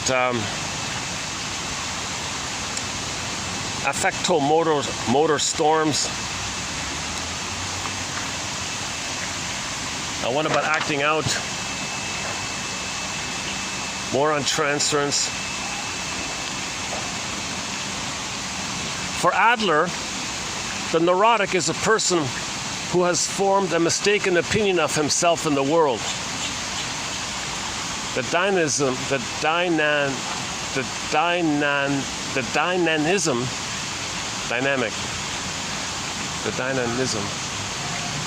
dynamic quality of the neurosis is the search for a goal of exaggerated superiority in a way which is no use. It results in a set of symptoms corresponding to the person's lifestyle, which provide an excuse for his behavior and safeguard his personal prestige. Okay, there it is there. So whatever the child does, it's got to be seen in terms of narcissism that he's doing it. If the person's self-sabotaging, he's doing it. That's his narcissistic pride. It's sad like that, right?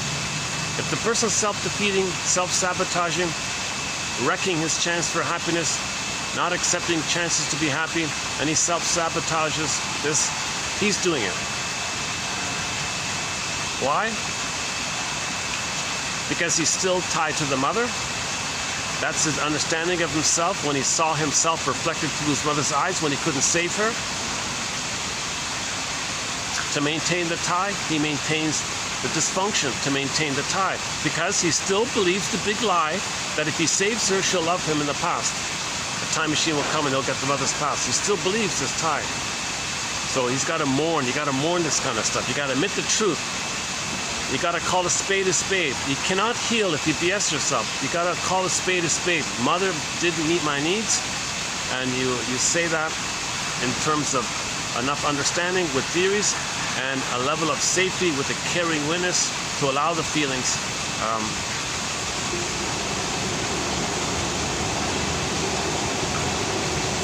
So it's this verdict of reality that makes the work of mourning so difficult, someone said. But if you engage in defense mechanisms from back then, you're whitewashing mother's crime and lovelessness.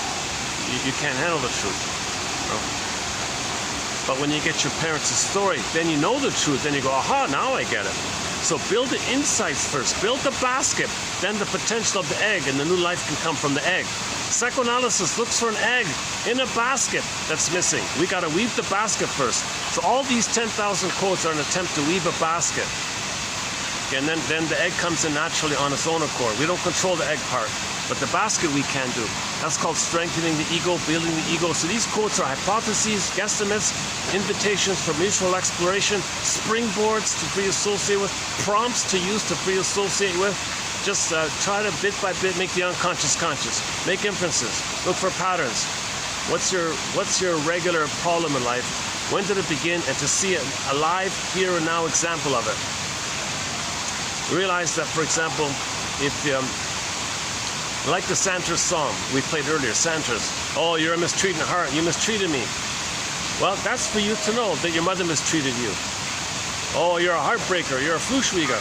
Well, that's for you to know your mother broke your heart and she Fluschwiegered you. Okay, Fluschwiege is the German word for heartbreaker. So we played the Bee Gees song covered by Katja Epstein. Katja Epstein does a German cover of the Bee Gees song Heartbreaker, made popular by Dan Warwick. So Heartbreaker translated into German is Fluschwieger. Oh, you're such a Fluschwieger. That's for you to know your mother Fluschwiegered you. Broke your heart. You find somebody who reminds you of the mother, recreate the thing, feel pain again. That pain is for you to know the pain you originally felt. You don't remember, so you recreate it to feel it, to know the past, get memory and feeling of the past, you stop repeating. We repeat to get the story so we can stop repeating. That's why we repeat, because we forgot, we don't remember. That's Mr. Freud's most famous essay. Memory, repeating, working through. We don't remember. So we repeat to make the inference. Okay? Sometimes the unconscious is called the inferring mind, giving you inferences. Consciously, we got to make the inference. Try to remember cognitively, that's the nest. Then the emotional knowing, that's the egg, the feeling, and then you stop repeating. If mothers can get some glimpse, if mothers can get some little emotion that they were failed by their mothers, they won't hurt their children. If they don't have any emotional glimpse that their mother failed them, they'll hurt their children in an attempt to remember that's what happened to them. But if they can first remember and feel what happened to them, they won't repeat it. If mothers can feel and know some of the hurt they felt somehow by making inferences, talking about it, thinking about it, and feel, oh my God, my mother failed me. Whoa, okay, she won't hurt her children. But if she doesn't know, she'll hurt her children. And if it's a boy, right, she'll really hurt the boy, attacking. And then you got this cycle, right? So the opening quote for the film, what's it called again? Stand up and make your voice count, or stand up and speak your voice. It begins with stand up. Look for a comedy film, 1972, beginning with Stand Up. It's a comedy about the women's liberation movement. Stand up and be heard, or stand up and say what you want to say. I forgot what it was. I just saw it quickly just before rushing out here. And the opening line was, yeah, boys come on the scene, mothers crush them. Okay, go to school, it continues. They don't remember this. They identify with the crusher.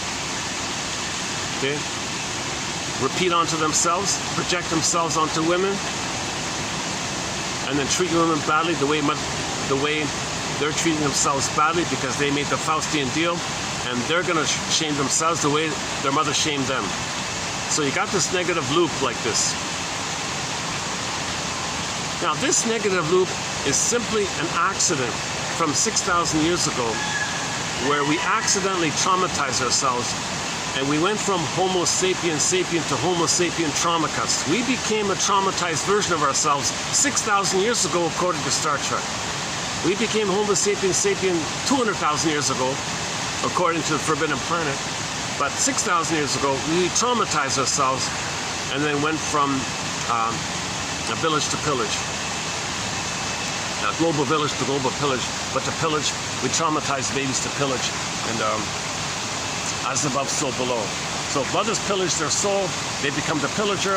The planet's their soul. They pillage the planet, hate the planet, because the planet's their mother. And then you say, Mother Earth, that's your mother. So we're destroying the planet as a reflection that we were destroyed, emotionally, meaning emotionally.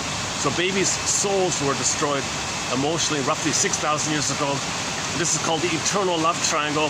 Star Trek Requiem for Methuselah. Okay, in the Star Trek episode, season 3 of the original run, with Spock playing the piano, that one.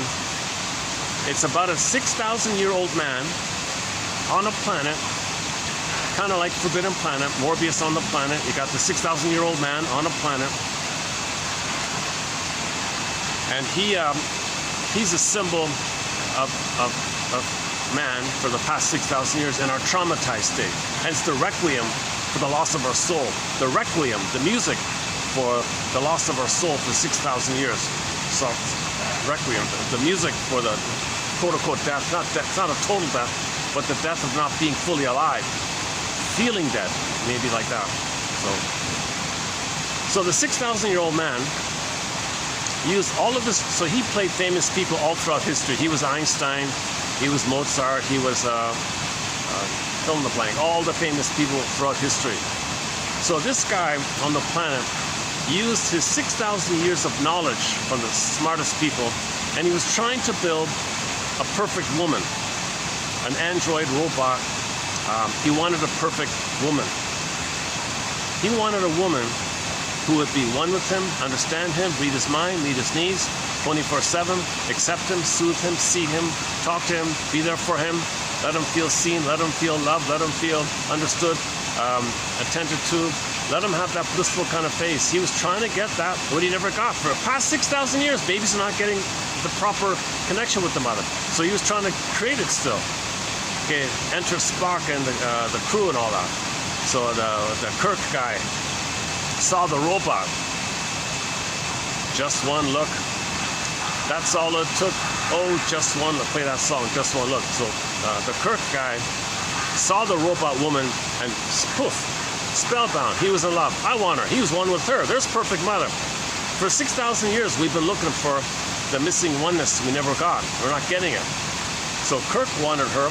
The 6,000-year-old man said, what are you talking about? I've been building her for the past 6,000 years. I don't care. I want her. I need her. No, she's mine. She's mine. The two guys were fighting over a robot. And the side comment was the eternal love triangle. Okay. This is one way to talk about this issue that we're traumatized. That babies are not getting their paradise needs met. Babies need an extended paradise for the first 4 to 5 months out of the uterus. They need an extended social uterus, a social womb, a social interpersonal womb called the mother-infant dual unity, a stage of merging, fusion, blissful oneness, unio mystica, participation mystique. Okay, one guy called it oceanic feeling, oceanic ecstasy even. A blissful kind of Garden of Eden, Shambhala, Shangri-La. Babies need paradise. They had it in uterus usually. They want a continuation of it. But when the baby's removed, that's abandonment trauma. That's betrayed. Most babies are being betrayed at birth. That's called abandonment complex, abandonment syndrome, abandonment neurosis, abandonment syndrome. Okay, a lot of abandonment depression. Yeah, so that's betrayal trauma. So if the cord, the placenta are removed, that's the bridge to the mother. Where's the mother? Betrayed, abandoned. Mother, you abandoned me. You betrayed me. Well, the mother doesn't remember. That's what happened to her. She doesn't remember that's what happened to her, so she recreates it in her attempt to remember. Now, the gynecologist doing this, he doesn't remember it happened to him, so he abandons these babies because he doesn't remember he was abandoned by his mother. So we've been in this mess where we're doing this very disturbed thing of having the compulsion to plunder the planet in the pillage mode because our chemistry got whacked with our discoveries and we didn't manage ourselves. So we enter into pillage mode. Yeah, this is okay, now on this point we got to branch off for 7.5 hours and we do a thing called As Above, So Below, the 48 symptoms of Homo Traumacus. And so to do it justice, I need 7.5 hours to run through that. So like if the baby thinks mother plundered him, was a short seller, pillaged him, he becomes the pillager, the planet's him, pillages the planet, flip-flops, hates the mother, the planet's the mother. So now we're in this disturbed thing of destroying the planet for a quick buck. We're pillaging, plundering the planet for a quick buck because mother got a moment of pleasure when she got narcissistic supply by hurting her child. If the baby felt polluted or shamed by the mother, we pollute the planet as a reflection of our inner state. As above, so below. The outer is a reflection of the inner. The sociological is a reflection of the intrapsychic, the psychological. You want to heal the sociological? Heal the psychological. Katie Lee, it must be something psychological. So from the psychological, we create outwardly to know the inner. The outer is a reflection of the inner to know the inner. Heal the inner, we heal the outer. Michael Jackson, you want to heal the outer? Heal the inner. Man in the mirror, heal the inner. And the Marvin Gaye one has the same thing. You want to heal the outer? Well, understand yourself. What's going on song. I haven't played that one yet. I'm assuming it's copyrighted. I won't bother playing it.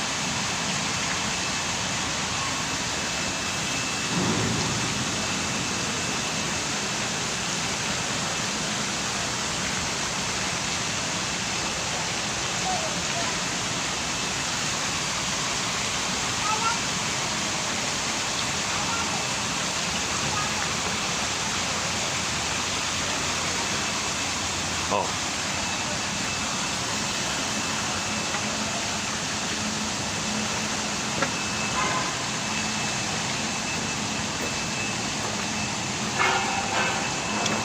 Some kids want to see them. Let me make some space for the kids to see the swan. Actually, since I'm not using a fan, I can sit anywhere. Oh my God! Yeah, this is the first time. This is the first time I've been able to do this video without the fan. It cooled down a bit. Yeah, so why am I here? Oh, for Pete's sakes! I wasn't thinking today. Talk about conditioning and talk about conditioning. Just out of force of habit, I went there. But I always go there because that's the only place where I get the fan, but I didn't use the fan today, so why didn't I go somewhere else? Oh, for Pete's sakes.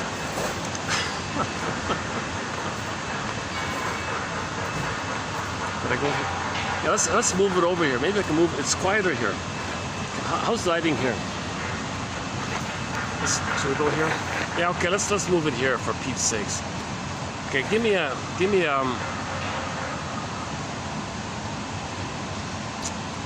a couple minutes to move my stuff over here.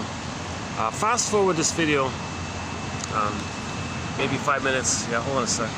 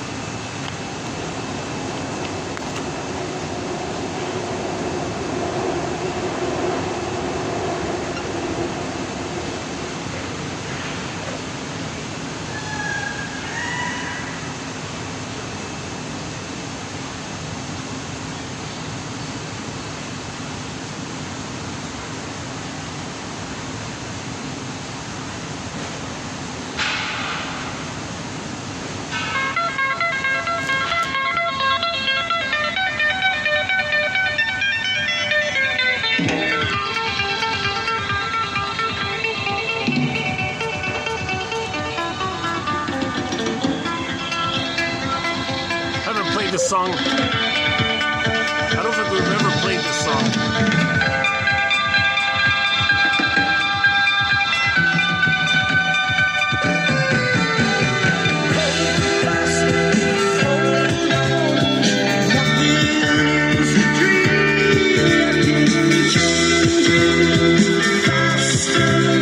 It never seems to be.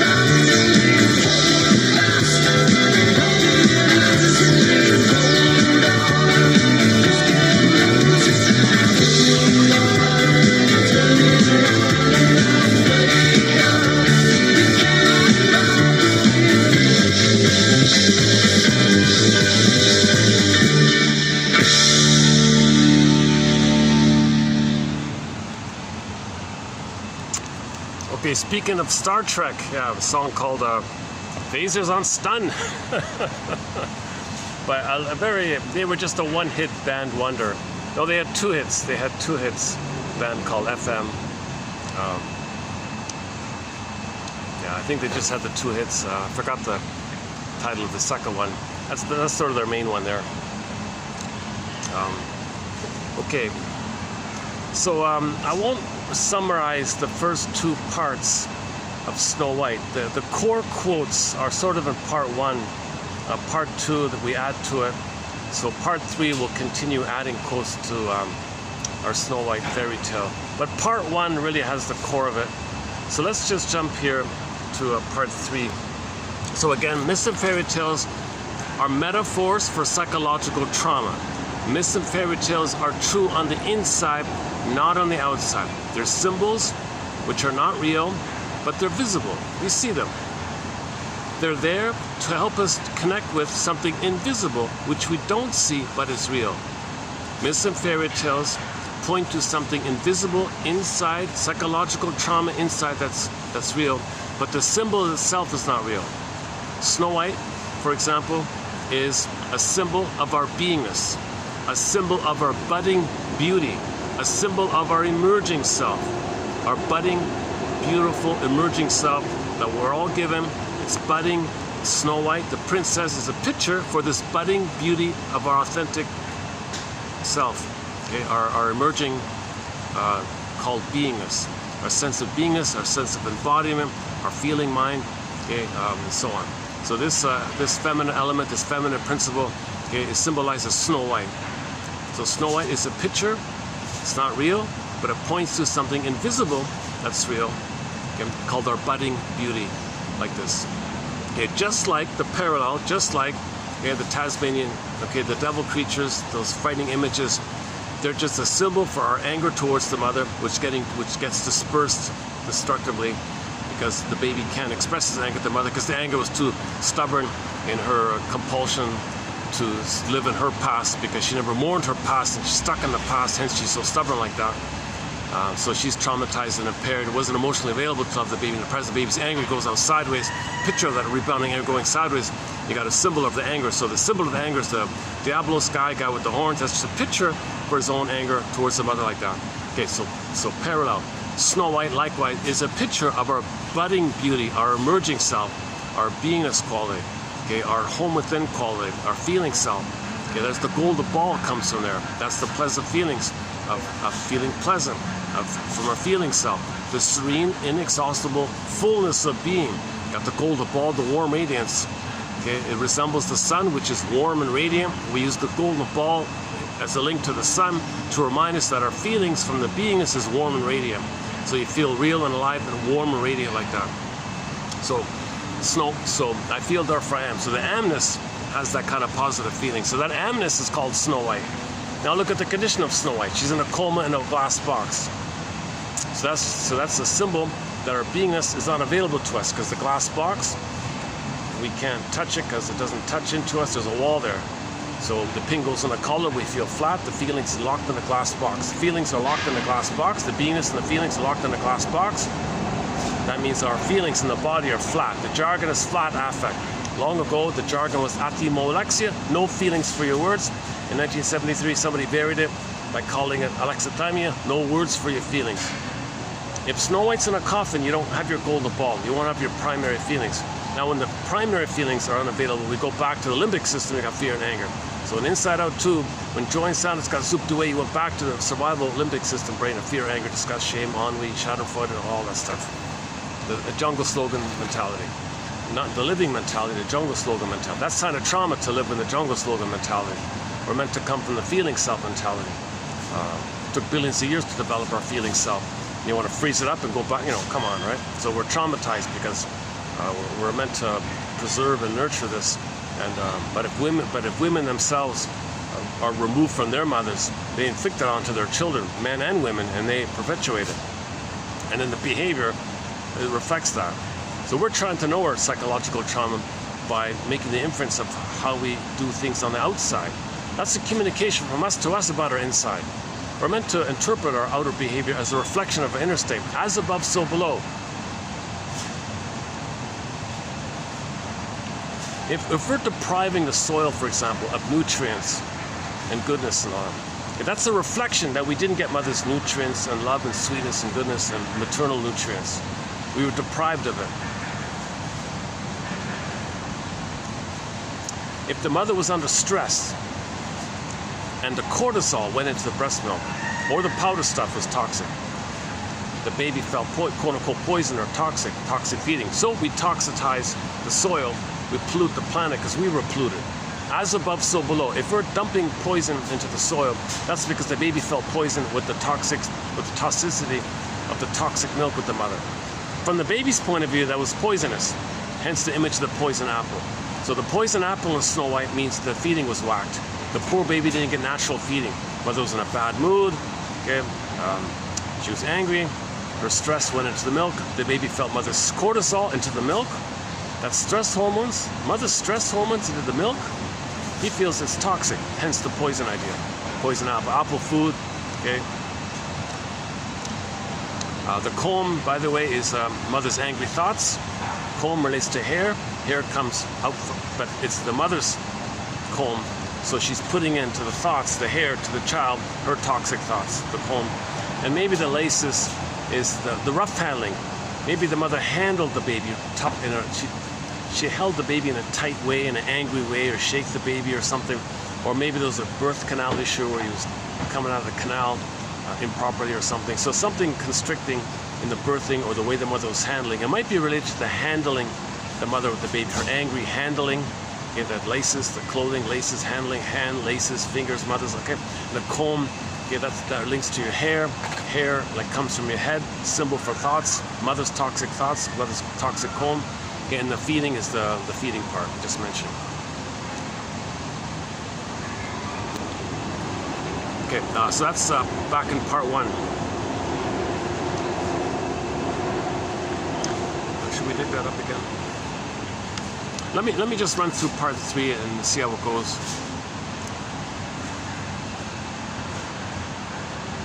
Okay, let's just do part 3.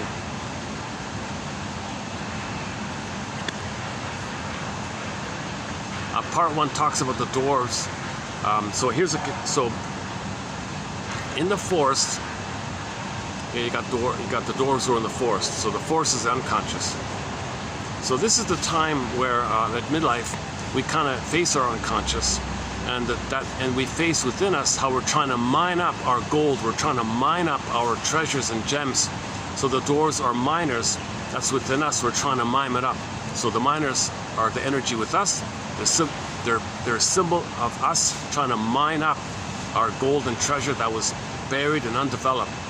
So we're the miners are within like that, so the dwarves are within like that, right? Just like the Lucifer's within, well, the miners are within, the dwarves are within. Now, I don't mean it, okay, see, when you say it like that, it's too triggering, right? So when we say Lucifer's within, oh brother, okay, that's the guy with the horn, the devil guy, right? So when we say the devil guy, okay, that's a picture of your anger. Your anger poofs into a picture. So when you say the picture, you gotta unpack it like a suitcase, open it, and it means your anger. So the anger's within.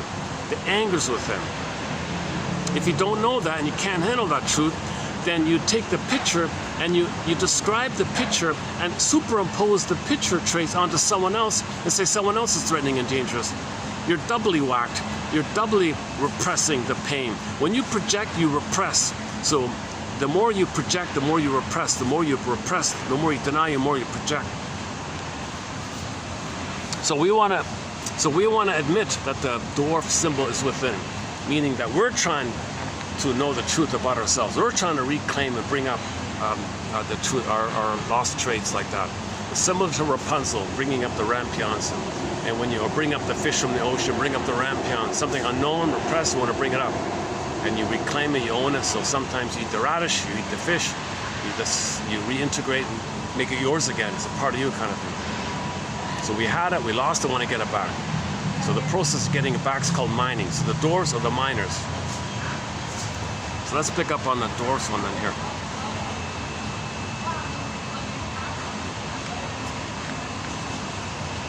Well, the doors was done in part one. Okay, let's pick up on the glass one.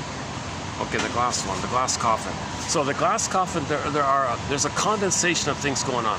First of all, the beingness is in a glass coffin, so we don't feel our beingness. Okay, so that's the idea of flat affect. We don't feel our aliveness of affect, our golden ball, and our beingness is in a coma. Our beingness is in a coma. Emotional hypothermia, emotional catatonia, okay, emotional coma. So that's the glass box idea. Okay. Number two, with trauma, we kind of go through life. We can see through the glass box, but we don't feel through. So the feelings are flat. So that's when you talk to somebody, you can talk to them, but you never feel an emotional connection. I feel distant. There's a wall between us. There's like a glass wall between us. I don't know what it is. I never feel any kind of emotional touching between us or something. Well, the glass box. You can see through the glass box, but you can't feel through the glass box.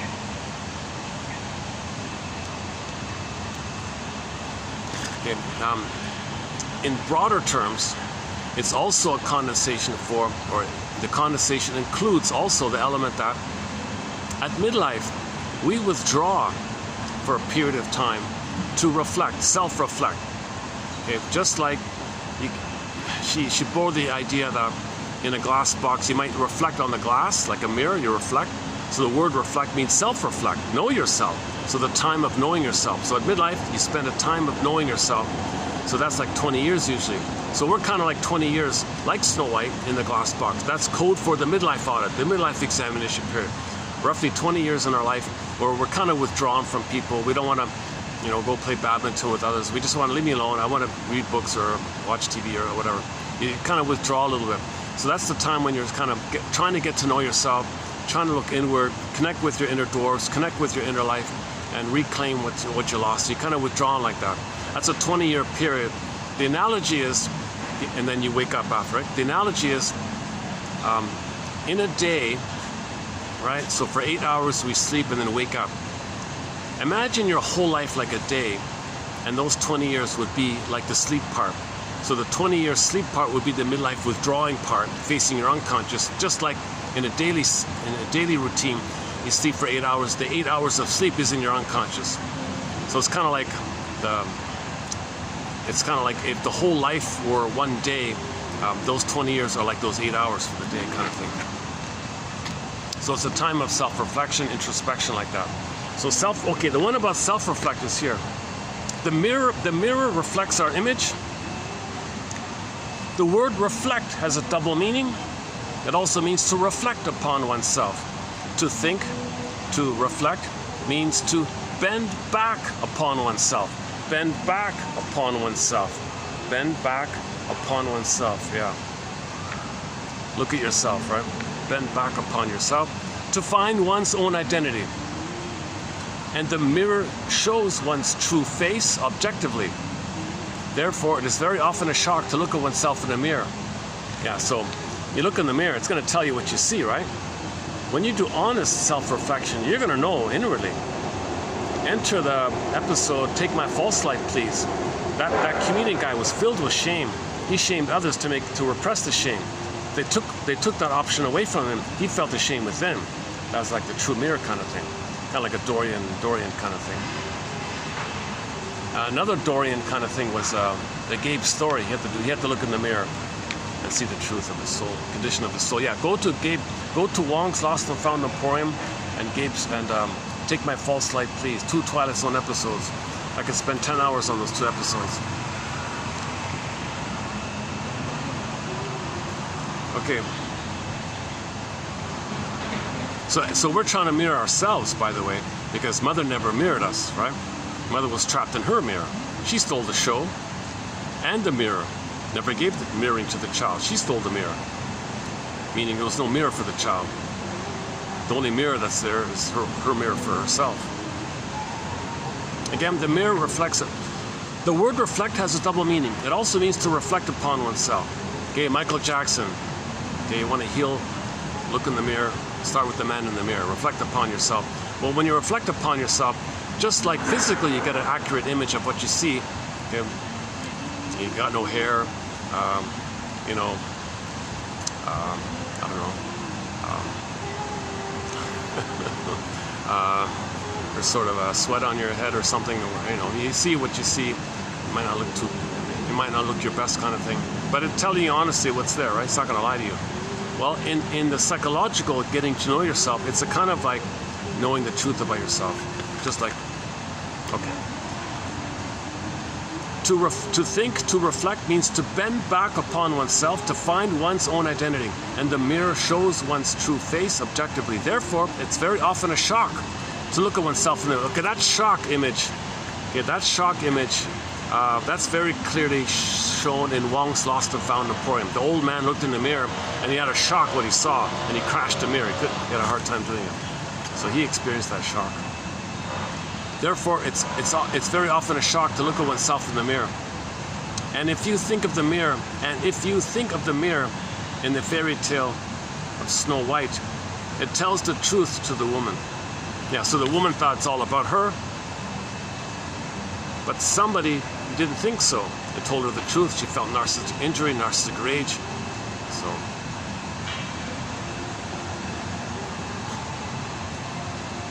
if Snow White is imprisoned in a glass coffin, she is not totally shut off from life as if in a wood or stone coffin. Okay, so if Snow White were in a wood coffin or stone coffin, so it's pretty clear about that. But if she's in a glass coffin, it's a little different, right? She is shut off from life as far as feeling is concerned, but not awareness. I.e., if you are in a glass house, you can see and be aware of everything that goes on outside. But you are cut off from the smells, the temperature, the wind, and so on. All such perceptions are excluded, and therefore the feeling relationship to the outer world, that's a clear analogy, right? So if you're indoors looking out the window, well, you can see what's going on, but you don't smell the jasmine, you don't smell the lilac, the roses, no, you don't smell, you don't feel the breeze or even the temperature.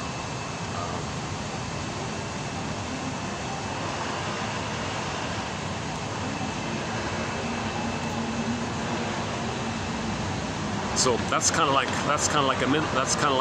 post-trauma. We kind of go through the motions life. We see what's going on. We can drive a car and pay the bills, but we're not really feeling because we're in a swoon. We're numb. We're drunk. The symptom of trauma is the image in Inside Out 2. Okay, Miss Core, our soul, the princess, Miss Core, the maiden core. Okay, so remember the princess is our soul. So Snow White, coma. Rapunzel in the tower. Okay, maiden king turns into a swan and flies away. Listen. And if the swan hears rock music, it'll go way further.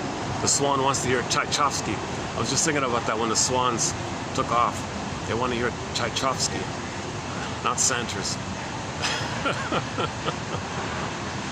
Isn't Swan Lake from the... Isn't that Tchaikovsky? Swan Lake. Who's the composer for the music Swan Lake? It's Tchaikovsky, right? Yeah, let me double check.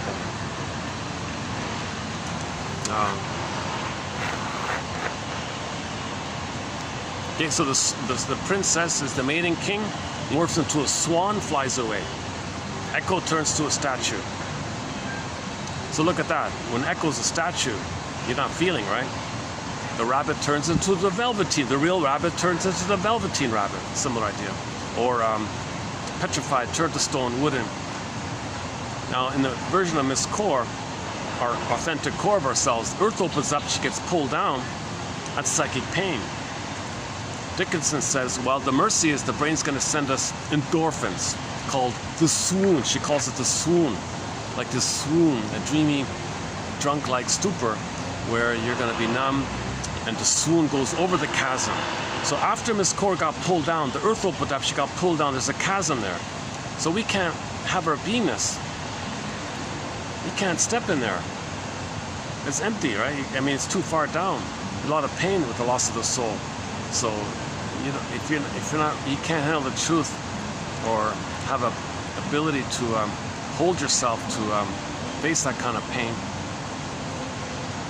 By the way, this issue, okay, hold on.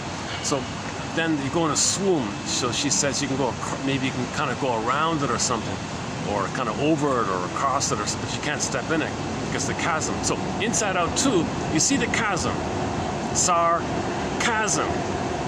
So the voice of the chasm, when you lose your soul, you might be very sarcastic. The sarcastic little mind workers who are very sarcastic, they were very hateful, angry, bitter, crude kind of characters, right? So they were the sarcasm, because the chasm, that's in the unconscious, right? So there's a lot of hate in the unconscious, a lot of anger and hate like that. And, those sarcasm characters are actually linked to ennui, because ennui was sarcasm. Now ennui can morph into the guy with the horns in the Disney film Inside Out 2. Ennui could morph into the guy with the horns, but Riley's only 15, so it's not there yet. But if Riley doesn't heal, if she stays traumatized, he'll have the guy with the horns at the console, kind of thing. The ennui takes over, kind of thing. That means she's very destructive and doesn't care. And envy will be beside her, ennui will be there, schadenfreude will be there, and joy, sadness are still underground, right? Meaning the soul, this core. Okay, on the point about the need to soothe ourselves to get our feelings back, and why we're having a hard time bring back our soul. Okay, let's go back to this quote here about the affecto-motor storms. Okay, so there's a dictionary of terms by a guy named Campbell, R. Campbell, Psychiatry Dictionary or something. He's got a few good entries in here, so let's quickly do this one here. Under the dictionary entry, affecto-motor storms. So affect, emotion, motor, your body, motor skills, moving, emotion, motor, so the baby's kicking around or something. This is Margaret Muller's term for the automatic lability, like his hysterical lability, overreactivity,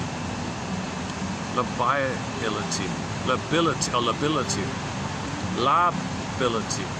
Okay, automatic lability and overreactivity to shifting internal states characteristic of the symbiotic stage and pathologically retained in the narcissistic disorder, borderline disorder, etc. In normal development, such storms, okay, when the baby's freaking out, the storms, the baby's crying, kicking, colicking, kicking, screaming, okay, such storms are allayed by the mother, who takes the baby in her arms and brings the baby into contact with her bosom, okay, holds the baby, soothes the baby. The mother in such a relationship has been termed the holding, soothing object, or the good breast, or the good enough mother. Aspects and functions of the relationship between mother and infant have been termed mutual cueing, attunement, mutual cueing. I see you, mutual cueing. The average expectable environment. Okay, baby's not disappointed, not betrayed. He expects an average expectable environment. Or the facilitating environment. Or simply mirroring, or the contained maternal function. So the mother, okay, so if that's all missing, you don't have the memory of doing that for yourself. If mother doesn't soothe you, you can't soothe yourself. So we have to build our ego to be able to soothe ourselves. Okay, back to where are we here? Okay, next one here. The glass coffin or the glass case is a typical fairy tale motif. One of the best insulating materials there is, which is why it is so useful to us. But glass cuts you off as far as your animal activity is concerned. I mean, your body. He means like your embodiment, animal, like body. When they say something like that, they mean like your embodiment, like the mammal side, the feeling side. They mean your feelings, and like your instinct, like the warmth of being in your body. So they would just simply call it the animal side, not like in a destructive way, just embodiment. But glass cuts you off as far as your embodiment is concerned. It separates you from something which you cannot take hold of and give you warmth. You cannot contact through it. In the original sense of tangeré, right? Lack of emotional contact. But you can see through it. Mentally, you're not cut off. You can see. You can look at everything through the glass, practically undisturbed, for you can see as well as though it were not there. Yeah, you see it almost like it's not even really there, kind of, oh yeah, look at that, eh? So glass is a material which does not cut one off intellectually from other things, but it cuts off the emotional feeling contact.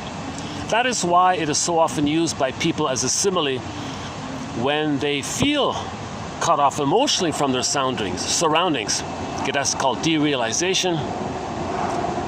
People very often say, quote, "It feels as if there is a glass wall between us or my surroundings.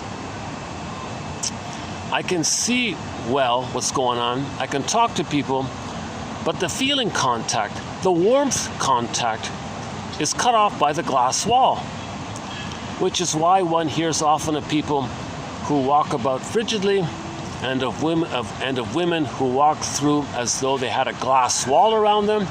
You can't get near them.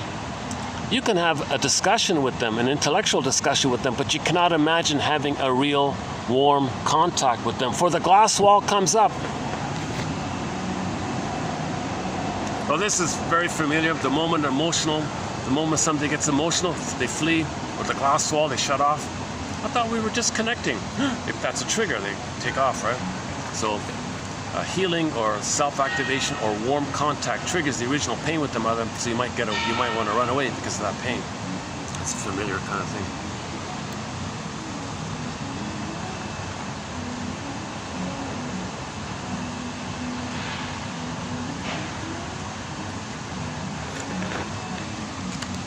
The forest symbolizes going into the unconscious aspects of ourselves to make them conscious, which through the experience makes us wiser. In the original folk tales, the real mothers of the children turn against them. You see, in the original fairy tales, we don't say the stepmother, we just say the mother. Your mother's that. Your mother's the wicked queen. We don't say the wicked queen. We don't say she's your stepmother. We just simply say she's your mother. In the original folk tales, the real mothers of the children turn against them. However, in the Grimm's final versions, the real mothers are replaced by stepmothers. However, while this may seem like a momentous change, symbolically, it is of no consequence. Instead of the shift from the mother before the birth of her children to the mother after the birth of her children, we have a symbolically equivalent shift from a real mother to a stepmother. So that's key. That's key. So the reason in fairy tales they say the mother died at birth, because at birth the mother betrayed the baby saw her as a monster. So the storytellers say the stepmother came on the scene, a wicked stepmother. It's still the same woman. In the uterus, she was good. At birth, the same woman was seen as evil because she allowed the cord to be removed. This has been going on for 6,000 years, apparently.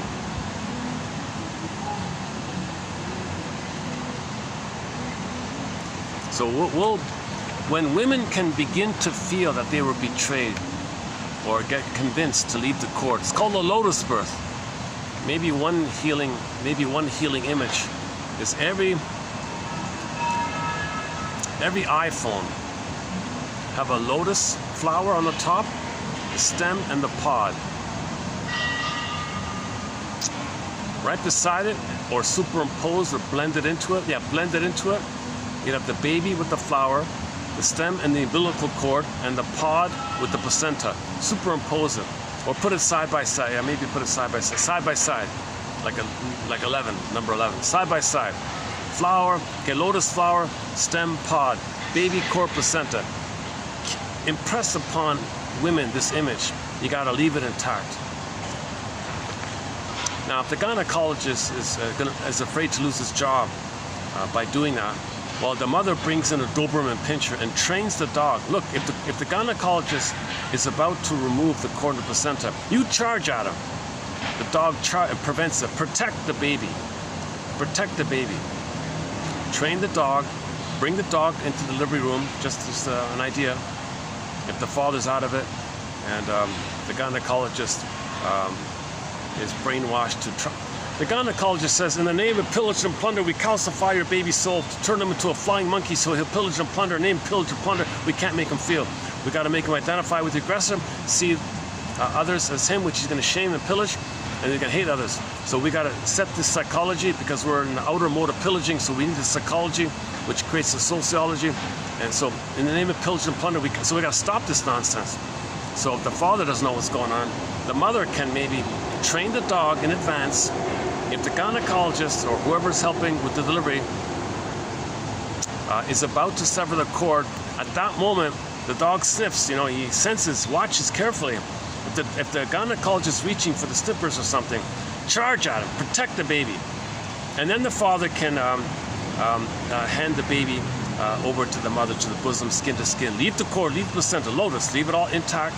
Let the baby suckle, skin to skin, natural feeding, smooth feeding, a loving gaze, warm embrace, holding, soothing, holding. Paradise continues. Paradise remains. Paradise continues. Okay? Because, and then if the gynecologist, he won't lose his job. Well, she brought in the dog. Sorry, boss. No, your job is to traumatize the baby, to turn him into a flying monkey. Sorry, I tried, but she brought in the dog. Oh, I got a warning for you. So we gotta protect our babies, Leave the cord, leave the placenta. It's called lotus birth. And leave the cord, leave the placenta. The only time it might be okay, a nurse said, it might be okay to remove the cord in advance is only after the blood flow has completed its cycling and the cord goes from reddish, bluish, bloodish color, right? It turns white. That means the blood flow completed its cycling, and the cord turns flat like a pancake 2 or 3 days later. Then it might be okay, because by that time the child will have established the continuity of the intimacy with skin-to-skin feeding, loving gaze, warm embrace, skin-to-skin, smells, hormones, nothing removed. But why bother? Just let it drop off on its own accord, the way it's normally done. Just wait. What's the hurry? Give the baby all the support he can have to make the transition from the water world to the land world. Don't betray the baby. Okay. On this point, we play the song by Delirium called After All. The baby spends 9 months with the mother in intimate connection. At the moment of birth, betrayed. Baby says, after all we've been through, how could you do this to me? After all we've been through. Should we play that song? Give me a minute to dig it up. So let's play Delirium's. Let's bring up Delirium's song called After All. After all we've been through, mother, how could you betray me? This is the acoustic version of After All by the band Delirium.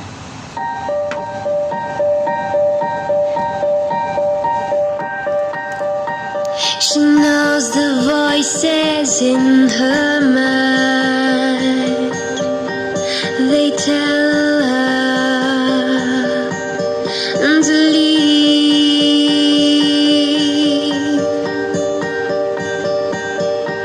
She's tired, smiling madly, until silence becomes very silently a noise in her mind. After all, she's got nothing inside. No good to give, no meaning to live. The mist engulfed tonight. Everything all stars. After all they shared, could he simply say no? After all they shared, he turned away from her to go. She said she wouldn't cry, that was really just a lie.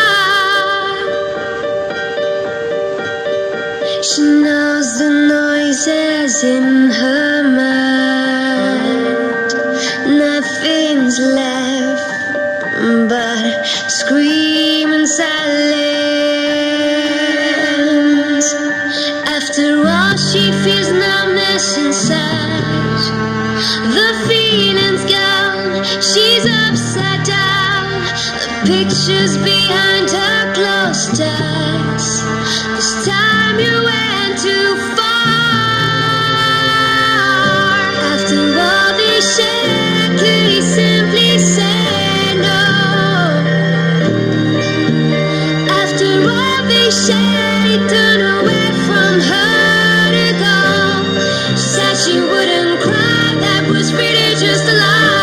After all they shared, could he simply say no? After all they shared, he turned away from her to go. She said she wouldn't cry, that was really just a lie.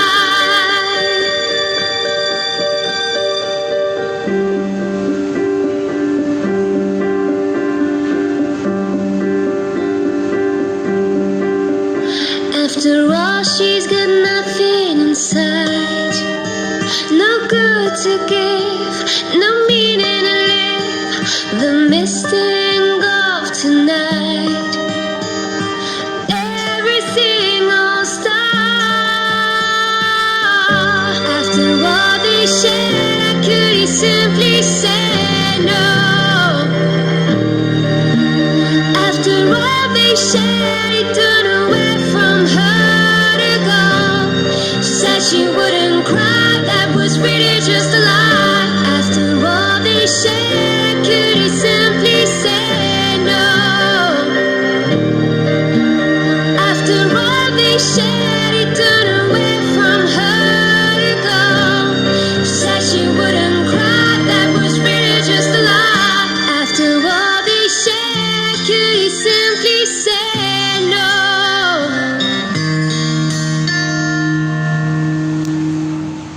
Come on, mother, after these 9 months together, after all we've been through, 9 months together, how can you abandon me and betray me and dump me? Now I have lifelong abandonment syndrome, complex, anxiety, neurosis. After all we've been through, 9 months together, and you just dumped me at the birth. You allowed the cord and the placenta to be removed. The hormones that you produce for me to connect with you dissipated. You put me in a towel. Hormones went away. Where's the skin to skin? You're holding me in the wrong way. I can't feed properly. Now I feel poison apple. You're handling me in an angry way. That's and your thoughts about it. That's the laces in the cone. The poison apple, which the witch gave Snow White, symbolizes. Okay, hang on. Fears and anxieties about taking the right foods and avoiding the wrong ones may stem from childhood apprehensions about being harmed by the food. When something the child ate disagreed with them, and his or her mother was at the same time angry with him. So the mother's angry with the feeding him during the feeding time. The poison apple, with which the witch. Oh, which is which?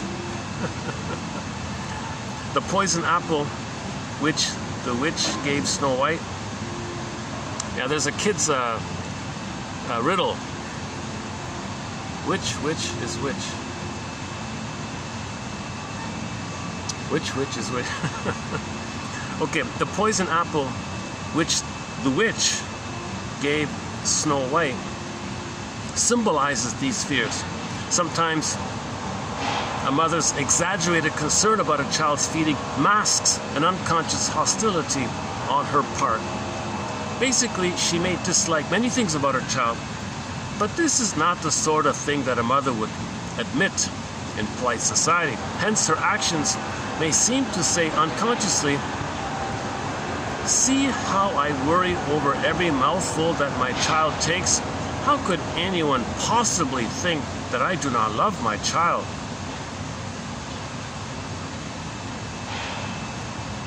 So whatever pain she's engaged in, the cortex gives rationalizations to cover the pain. Whatever beliefs and excuses and flim-flammery she has, okay, that's to hide the deeper, the imprint, the pain, the shame, the anger. Her excuses cloak it. So she says, "Look, I'm feeding my baby in a bad way, but see, I pay a lot of attention. How can it be harmful?" So she cloaks it, right?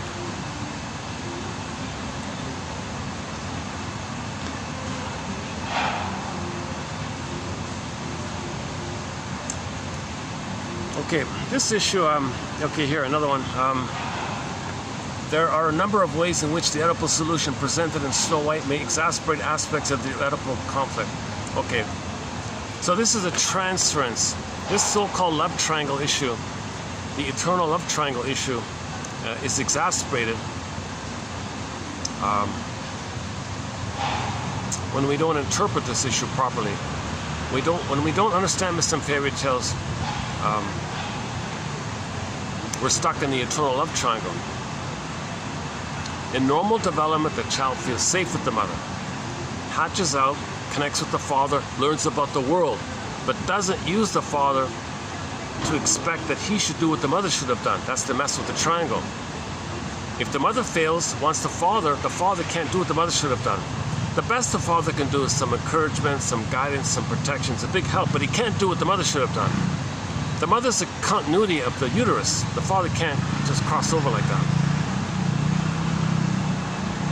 If the father tried, well, he's betrayed. He'll hate the father because it's a betrayal. He won't trust him. The father cannot do what the mother should have done.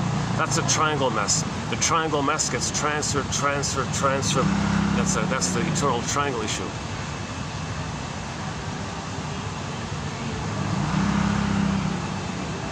So when people talk about people who did get enough love with the mother, but there was no father around, that's like a triangle kind of thing. But if they were loved with the mother, they can leave the mother. They don't need the father. Okay, it's helpful the father's there, but they can learn from books and other things. They can still separate from the mother. Ideally, the father should be there. So that kind of confusion is the Oedipal issue, right? When the child is trying to make that transition out of the mother to the world. But usually it's failed with the mother, so it's going to be failed all throughout. And finally in the nursing home, he thinks still in the nursery, never became an adult, never became an elder. Sibling society, squabbling siblings all the time. Now turn to the siblings. You be my mother. No, you be my mother. So the eternal triangle mess keeps going on like this. Oh, there's a very well-dressed person holding a teddy bear.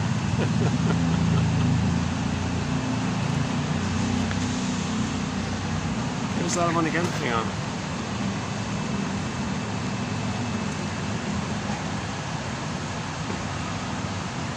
And okay, and back to part 1, 2966, there was a quote about, would the wicked queen, would a narcissistic mother allow the daughter to connect with the father? If she depends on the daughter to mirror her, she'll block it off, right? She'll frighten the child. Oh, your father's a bad one, I'm the good one. You're ally with me, we alienated him. So she wants to protect her supply. So now we enter the Carol Burnett show, a clip called Visit from Dan. A very good little clip from the Carol Burnett show. So Carol Burnett, the famous comedian, plays like a housewife named Eunice in one skit. She's at home with the mother and a visitor, a guy named Dan. So I've told this numerous times already, so just quickly, I'll do an abbreviated version of it here. So this Dan guy was trying to meet with the husband who was at work and all this, and so he was new to them, but he knew the husband, but he wasn't around, waiting at home for the husband to come visit from Dan. Okay, anyways, that sets it up. So there's three at the home. There's the mother, there's Eunice, and the visitor. So they're waiting for the guy to come home. He doesn't come home. The phone rings. It's the husband. He's at the airport. Sorry, darling, I'm not happy with you. I fell in love with the waitress and I'm taking off. This is my last chance for happiness. Boarding. Sorry, gotta go. Hangs up. She's devastated. She's crushed. She's on the sofa in the fetal position, crying. No skills, no money, single mother. Husband dumped her for the waitress. She's older, so she's devastated. Her life is destroyed, kind of thing. And the mother said at that moment, I don't like what he said about me. Eunice says, there you go again, mother. I just experienced a catastrophe, and here you are taking center stage. The visitor, Dan, says, yeah, and I thought my mother couldn't see past the end of her nose. Okay. So he used an old phrase for narcissism, like tip of your nose, bubble, it's all about her, only within like that. You can't love or care about what's outside of her, only cares about herself. So that mother was narcissistic. She was trapped in her mirror, so she expected the daughter to always make everything about the mother. It can't be about her, even when she lost everything. In fact, the mother liked it that way. The mother was glad her daughter was crushed, because then she'll turn to the mother, and the mother will regard that as supply for her. Energetic attention is supply to her.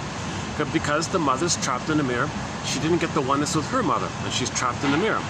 Narcissus looks into the pool of water and he's stuck there. She's stuck there. All about her, everything's about her. She sees everything as an extension of her, symbolic breast to feed her. So she's looking for symbolic feeding by using the daughter to pay attention to her as symbolic milk from the missing mother. Remember, when the real needs are unmet, you get symbolic neurotic needs. So it's a neurotic need on the mother's part to make the daughter supply her. That's called a neurotic need, which is symbolic, it's never real. So she had a lifelong need. The mother had a lifelong desire to get supply from the daughter. So she was happy that this happened. She gets more supply. She guarantees her supply, kind of thing, because the husband's not around, kind of thing. Now Dan wanted to help Eunice. The visitor, Dan, gave her a bit of a pep talk. Eunice, when one door closes, another door opens. And during this time of transition, you're going to reclaim parts of yourself that you never knew you had. You're going to find parts of yourself you long forgot about. And you're going to become the free creature you were meant to be. So he was giving her like an inspirational pep talk to help her a little bit. Now the mother overheard this. She freaked out. She charged across the room, cut Dan off and said, look, sir, I don't know what spaceship you came off of. There's the alien. Because everybody's alienated from themselves. See, the mother believes in aliens because she feels alienated from herself. And trauma is an alien thing for somebody. It's out of the baby's world to be traumatized. It's out of the baby's world to be traumatized, and it alienates them. So now you get an image of an alien. So, okay. That's another topic.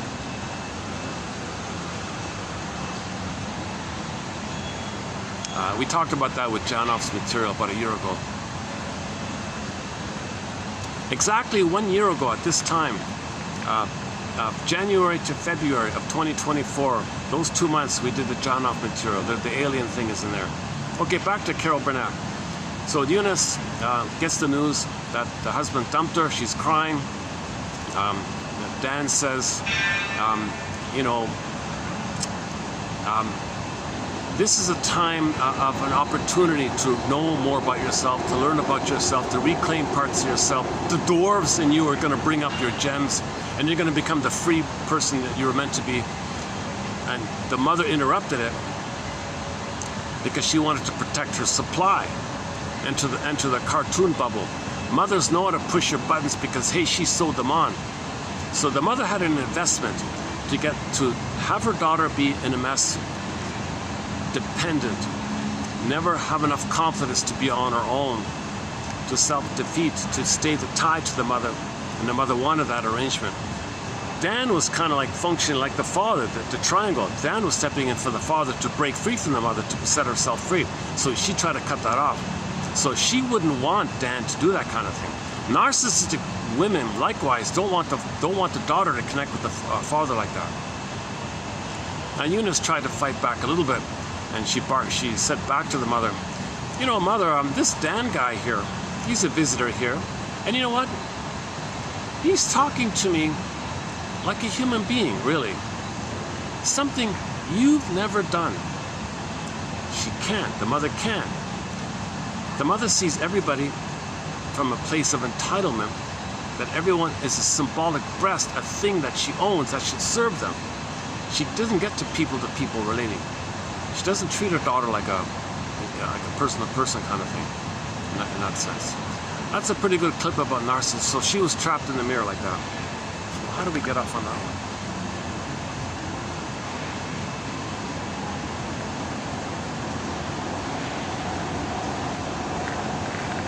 Oh, the food one.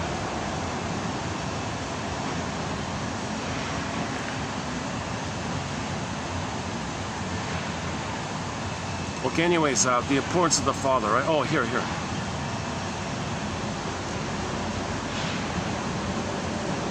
The stories of Snow White and Cinderella illustrate how important the father is for the girl who needs his help to work through his relationship with the mother. Yeah. So I'm a little confused myself. Can the child have a psychological birth if the mother was good enough and they're on their own like that? Maybe that's one case. Another case is sort of half and half, and the father does the rest, helps the child with the psychological birth. That seems to be the general consensus, right? But if there's a mess with the mother, the father can't do what the mother should have done. Now you got the eternal love triangle. So she'll be angry with the father for what the mother couldn't do. So the rage she has at the father, it's really at the mother, but she's got to protect the mother, so she displaces and transfers her anger onto the father, thinking the father is the mother because she splits, good breast, bad breast. So the mother's going to be the false good one, and the real, it's kind of reversed almost. So a lot of fathers get blamed for what the mothers failed to do, because the child's got to express his anger somehow. So the child already has a little daimonian energy going in, and it goes to the father.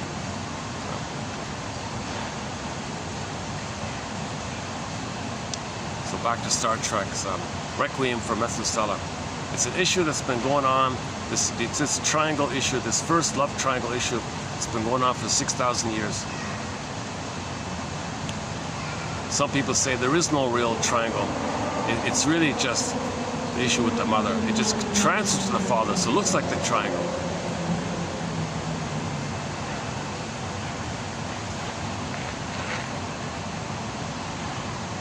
Now in that show I just watched, the Gidget, is it Gidget? Gidget or Bridget or something, Bridget or Gidget, one of those two. The mother wasn't around, the mother died, but he was a good father and she was healthy in the show. She was confident, resourceful, learning, open to learning, a lot of questions, she was curious, had a lot of personal confidence, so she was well on her way.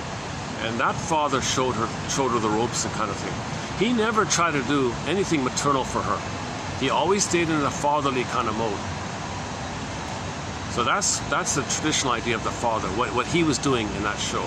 Like I only saw 2 episodes, the one called Ego A Go-Go, and another one, I forgot the title of it.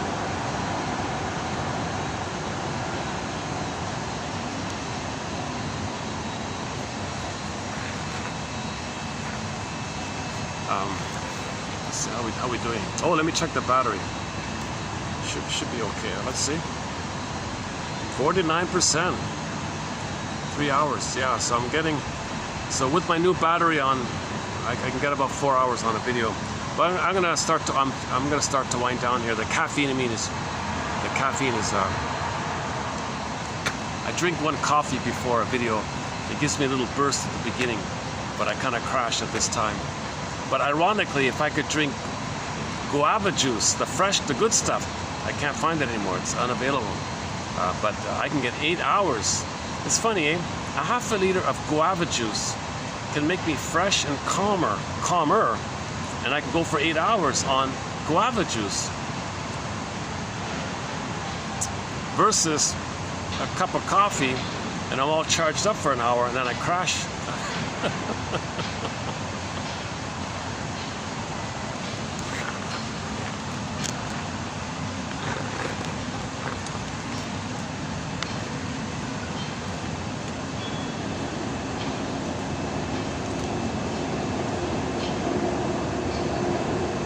Okay, so jealousy is milder. It's like it's a three-person thing where you had something, you lost it to someone else, you feel badly. It's okay. Envy is a much deeper thing. It's more about your identity. So envy's about you and your mother. Okay. Jealousy is much milder. You had something, you lost it. Ouch, but okay. Envy, you can never get it, and you're enraged. You never had it. You can't get it. So you can't get it, so you don't want to be triggered, and you want to remove the source of envious feelings. So you hate goodness now.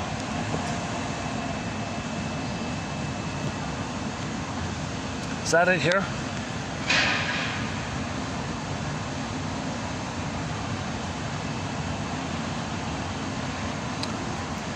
A world of Snow White and Sleeping Beauty where everything is possible provided nothing is allowed to happen. Okay, so you're just sort of a... Snow White is waiting for someone to awaken her. Okay, so Snow White is the feminine principle, the feminine element. Feminine, princess, feminine. Code for feminine. Feminine is code for being. When you have your being, your doing will be ethical, virtuous, and moral. The doing is the masculine. So the symbol, the masculine is the doing, feminine is the being. And the symbol for the feminine is the princess. A symbol for the masculine is the prince. So when you heal your being, the moment as you're healing your being, when you can express from a healed place, that moment where you can express it, that doing side is the prince kiss. So that's a symbol that your doing can come from the being. That touch, that moment, the kiss moment, that's when you can do something from a healed being.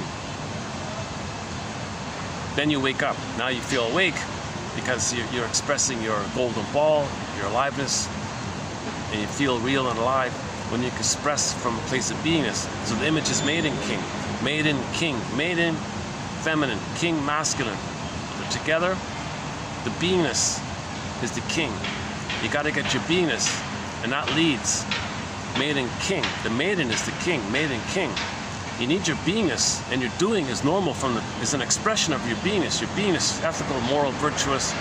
Third side of the coin, both and thinking, three-dimensional thinking, vertical thinking, reality. You can mourn and cry, a wide range of feelings. You can express your the blue jay. We can go on and on about the beingness. If you don't have your beingness, that's called disembodiment. Kirsten Wilson says disembodied discourse causes problems. Because with disembodied discourse, your discourse is whacked. Your doing is whacked if your feelings are wounded. Woodman says it's the wounded feminine. Oh, the swan is, you probably can't see him, but the swan is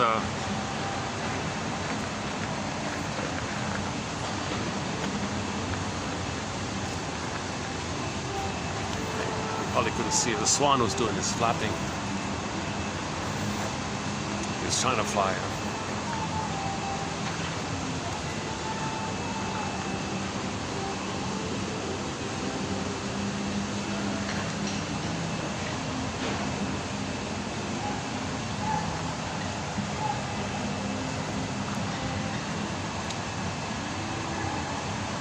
Okay, so maiden king. All right, so Kirsten Wilson says, if you're not in your body, you're not making sense, literally.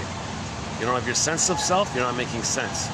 If you have your sense of self, your beingness in your body, and you make sense because it's heart-led doing. Feminine king. Heart-led, heart-informed. Okay, so your doing is naturally going to be feelingly based.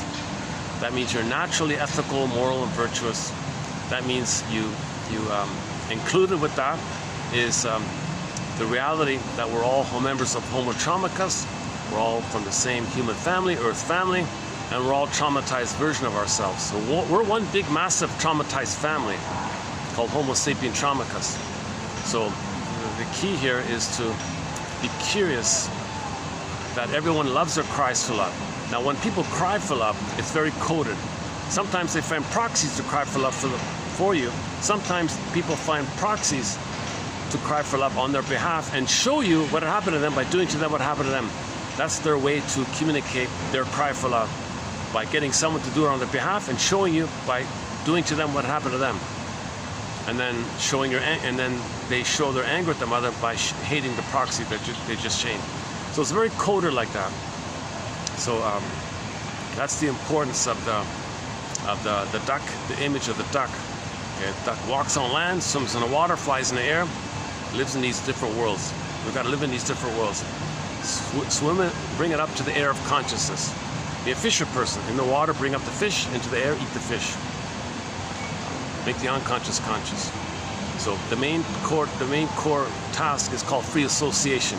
Just try to say your story. Just say what freely comes to mind. And when you're blocked, notice that you're blocked. And say to yourself, I must have a very good reason for feeling blocked. What's the most frustrating thing about this block? What's the most, now I feel angry. What's the angriest thing about this block? I must have a very good reason for feeling angry this morning. What does this suggest to me? What does this remind me of? What thoughts come to me? And just keep on free associating, saying what comes to mind, what does it suggest to you, what thoughts spring up for you, what comes to mind kind of thing. And when feelings come up, you validate your feelings. And same thing in the morning when you wake up, you get a letter from your unconscious to your conscious. Your system is trying to make you conscious of your unconscious. That's like a letter. When you get a dream in the morning, that's like a letter from your unconscious. It's like telling you, it's like this in your soul today. You take the letter, the dream as a letter. I see, it's like this in my soul today. Thank you, unconscious. You take that dream sequence and do the same thing. Free associate from what you remember when you wake up. Okay? And what does this dream snippet remind me of? What does it suggest to me? What thoughts come to me? Is there a theme here? What's the main emotion? What question might there be here included in this? Maybe give the dream a title, TTAQ, title, theme, affect, question. And just do a little bit like that. Don't push it. These are gentle awakenings, quiet, gentle awakening, just a little bit. Just a little bit. And it's a continuous process of the duck energy. They make the unconscious conscious. Now what facilitates the duck energy is the study of the rabbit energy. The duck's in the rabbit. So the rabbit is the trickster energy of defense mechanisms. So you study defense mechanisms, and that's because you can't be conscious, so you repress it. So you need that's the spirit of the duck is make the unconscious conscious. So you study defense mechanisms. So in the fairy tale, there's a rabbit, and the poof, the rabbit turned into the duck, and then poof, the duck turned into the egg. And that's what you want, the egg, the new potential, the virgin birth, the new birth. It's the depth of unreal hope, okay, and knowing the truth, that's the birth of new life. So the egg is like the birth of the new, you're going to resume development. You're going to be born again. You're going to be psychologically born. The egg was always there, you lost it, want to get it back, kind of thing. Okay, so part of free association and dream interpretation and studying defense mechanisms and trying your best to make the unconscious conscious by making inferences and so on. You got to face some of these someday beliefs. Someday if I repeat, maybe I'll change the past. Someday if I search for something symbolic of mother, it'll be actual mother. Someday a pint of ice cream and a bottle of wine will be mother's sweetness and spirit. Someday if I win at the slot machine, I'll win mother's love. Come on. all these someday things. Remember, when the real thing's missing, you look for symbolic. But the symbolic cannot be the real. So face this false fantasy that the symbol can be the real. No time machines. You're not going to get it. Hold on a second.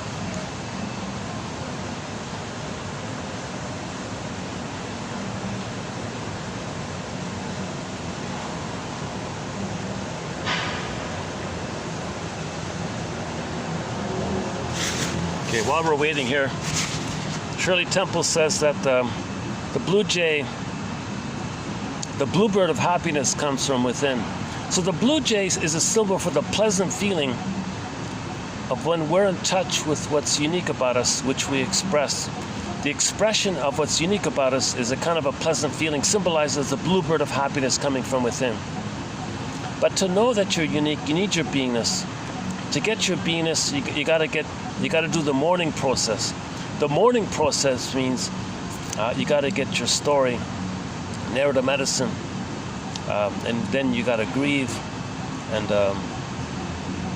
resolve oppositional thinking is a key one. Okay, so another core task is you got to get both and thinking. The baby adopts either or thinking because of trauma. And if you engage in adversarial thinking, jungle slogan thinking, oppositional thinking, black or white thinking, you're preserving the trauma because you can't handle the truth.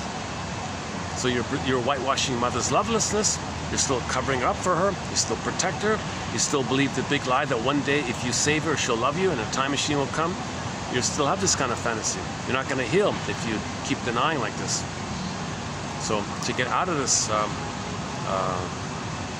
complicit in the crime kind of thing, to heal, you gotta find mother's story, find out her birth order, find out her personality type, her sense of the kind of humor she has, and stuff like that, and so on. Then you get to the conclusion she was impaired and she couldn't love you.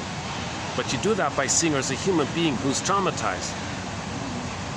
Now, when you see your mother as a person who's traumatized, now you can start to face the truth that she couldn't love you because she was a human, an impaired human woman.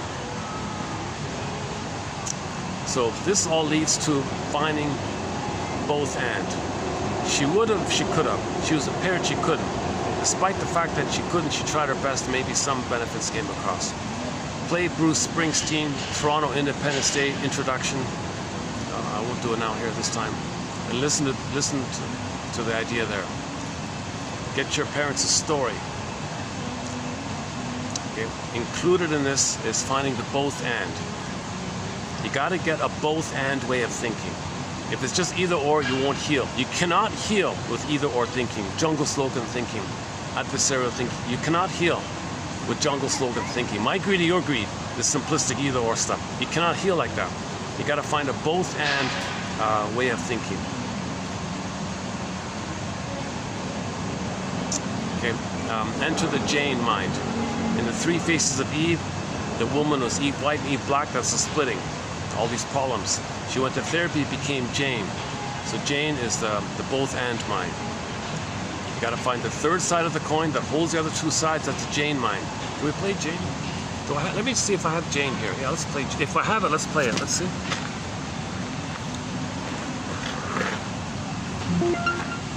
Let's play. So Jane. Let's see if we have it first.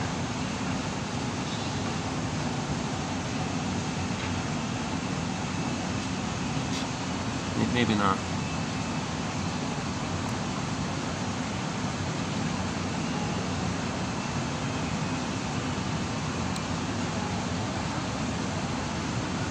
Oh, we do have it, yeah. Oh, we have it.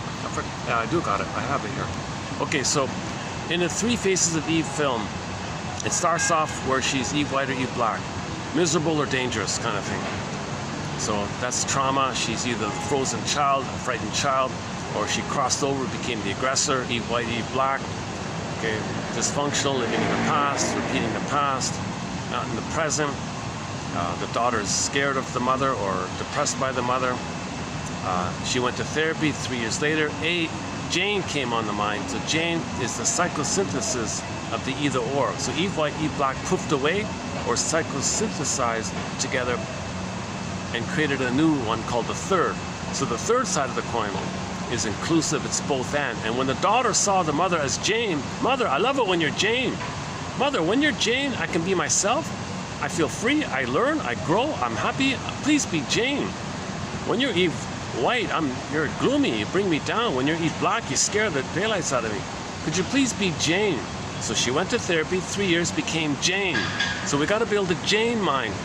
That's the conscious adult ego, the adult mind. Okay, a lot of people think the idea of the Noah and the ark means Mr. Noah built the ark. The ark is like a boat above the water. So the unconscious, the water is like unconscious. You want to be in the conscious. You need a both and mind. If you don't have the both and mind, you're operating from the unconscious patterns of frozen child, freezing parent. Repeating, that's all unconscious. You want to be conscious, that's the both and mind. You want to enjoy the present, live in the present, and have the bluebird, you got to have the Jane mind. So let's play Jane here. So these quotes are helping us to build the Jane mind.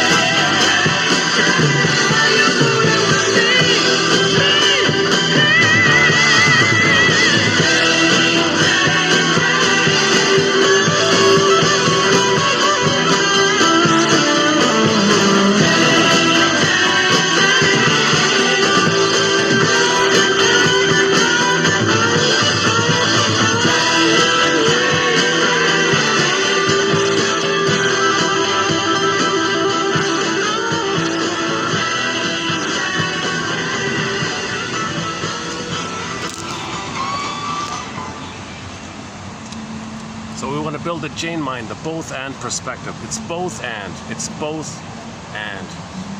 Once you get into either or, 99% of the time, you're in denial that your mother hurt you.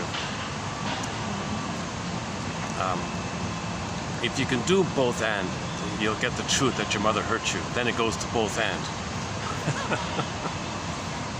Okay. In other words, when you begin, healing begins as you're getting to both and. Put it that way. Okay, you gotta. So back to the someday fantasies. You gotta face the someday idea. Oh, someday if I repeat what happened, I'll change the past. You can have 20 lifetimes repeating that 45 record over. It doesn't change the past. You gotta mourn the past. Repeating the past doesn't change the past. You gotta identify the past. Have a lantern, see it. Lasso of truth, bring it up to consciousness. Duck energy. Someone called these quotes the lasso of truth. You know, bring up the truth kind of thing. Or night vision. So the someday fantasy that if you repeat, you'll change the past. This is not learning theory. This is not like you're trying to ride a bicycle, try again, try. It's not like that. Repeating the trauma doesn't change the trauma of the past. Some fantasies are based on the thought that something symbolic about it can actually be mother. Oh, I got a smoker right beside me here. Maybe I can let me finish up on the alley there, or on the road there. Yeah, hold on a sec. Give me a minute to pack up here.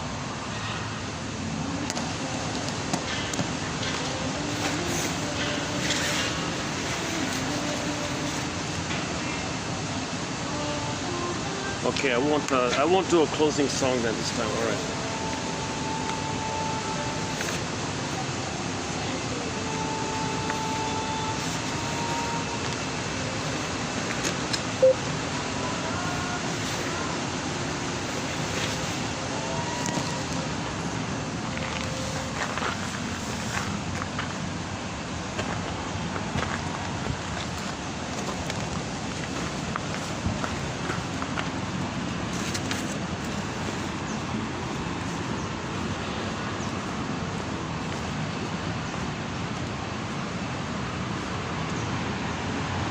Okay, thank you. Thanks, bye. Thanks, bye.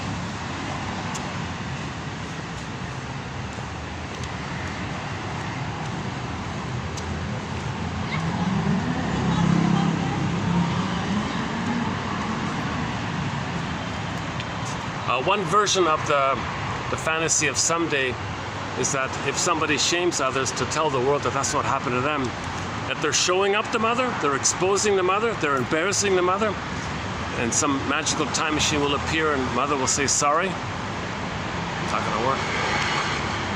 Okay, you gotta face the false belief that we're born guilty. Nonsense. All babies are lovable. Babies were born to be loved. Only post the trauma, then they think they're defective to cope with the mother like that. They weren't born with this. You gotta update this false belief.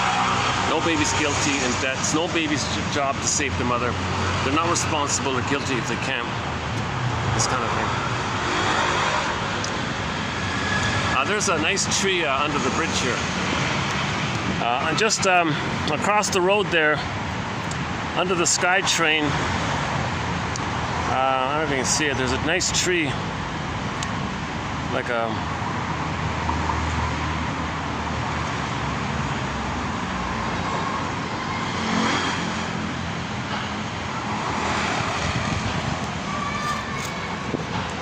Let's check the battery here, let's see what do we got here. 40%. Got about 15 minutes of light here. Maybe I can, there's another spot, maybe I can close up just nearby. Hold on a second.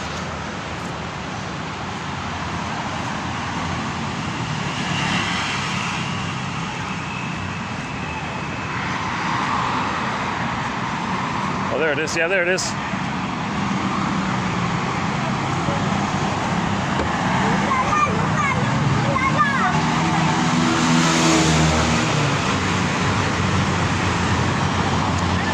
if you have a few $1 million, you can buy one of these fancy.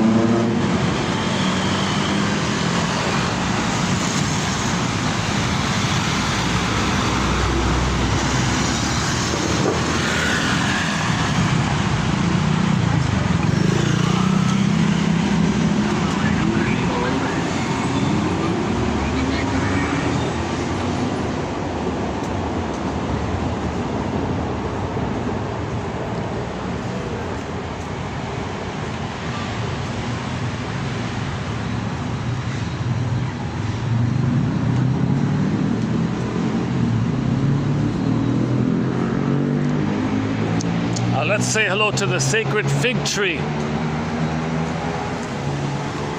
This is called the sacred fig tree. I don't know if it's still producing figs. But there's one song on our soundtrack called Olsen, O-L-S-U-N, by the singer Sir Tabarenner, a grief song. And in the music video for it, she's hugging a fig tree.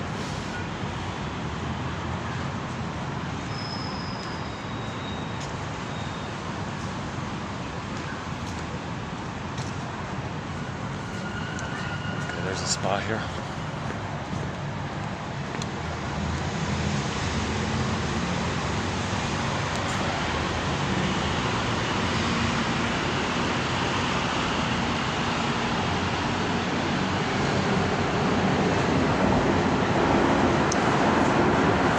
Just right at the door here, so I can't really hang over here.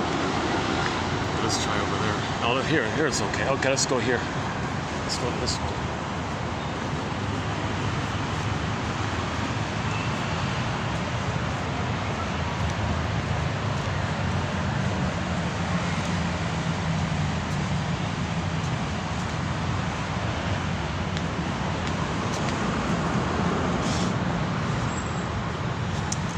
One of the quotes in part one, I think it is. It's in part one, I'm pretty sure.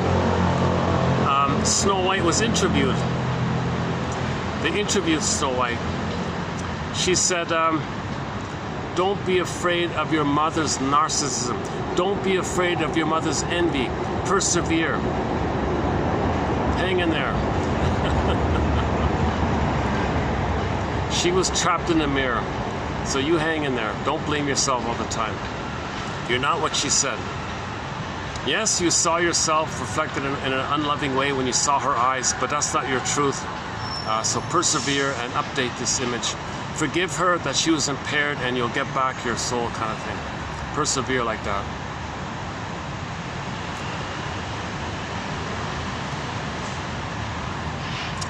Okay, I guess it was so nice playing some Kashtan today. We played 2 Kashtan songs, yeah. Do do do do do. Can I play it here? Yeah, let's close up with one of the Kashtan songs, and I'll wrap it up there. Give me a minute to set it up here.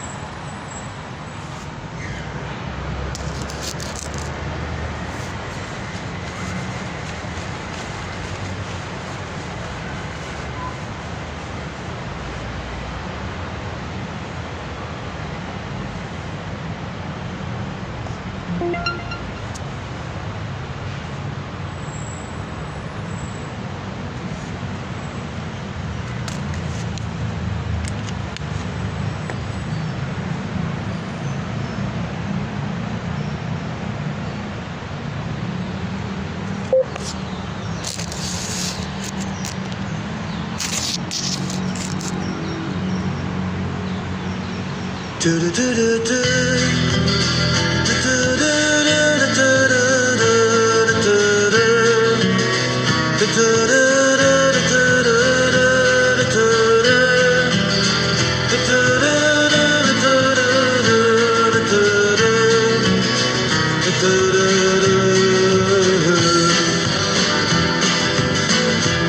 młody się nie ja, dziś młody się dodziam, dziś tały sende ma de wishke kahinu ya amutawe inandenyo kuchinante aguado de manuende escena kushana de wadama de wasilia estawe mamat nende de wishke kamedoya shakriche wa kuchinante de poszenia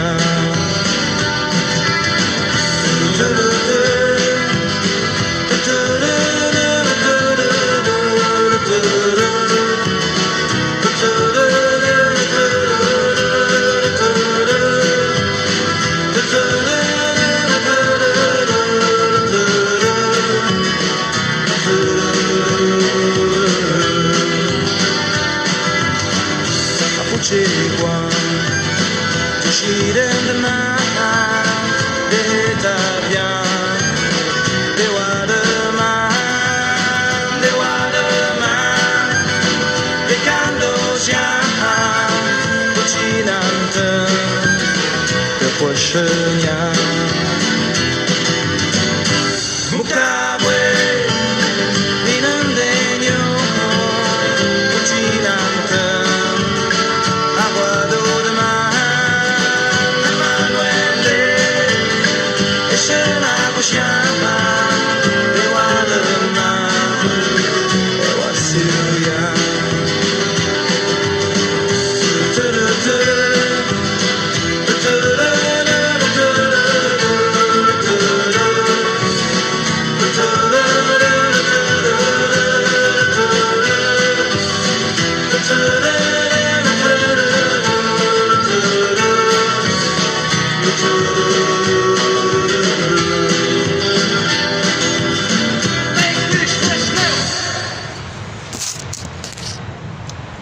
Your mission, should you choose to accept it and submit it for your consideration, submit it for your approval, is to get yourself a copy of this encyclopedia.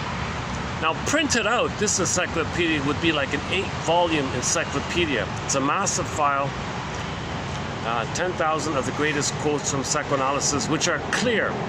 I'm not a shrinker professor, so you'll find clear quotes, with the odds being, I believe, 1 out of 10 will click. So your mission, should you choose to accept it and submit it for your approval, is to get yourself a copy of 1001 Windmills of the Mind and spend 10 minutes a day with it.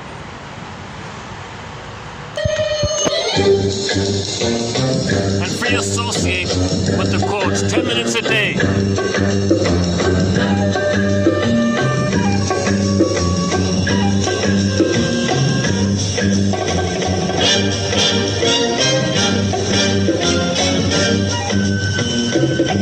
Use the quotes as springboards to free associate with.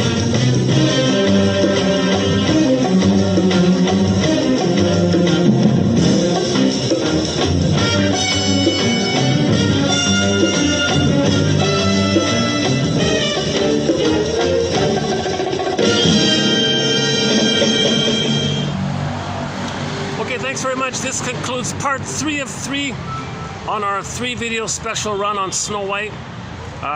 So we'll add more quotes to our thread on fairy tales. So we have a major thread here on psychological interpretations of myths and fairy tales. So Snow White's just the most recent one. We did Rapunzel and the Odyssey and Arestia and a few others. So we'll be adding more quotes to our various threads. So once again,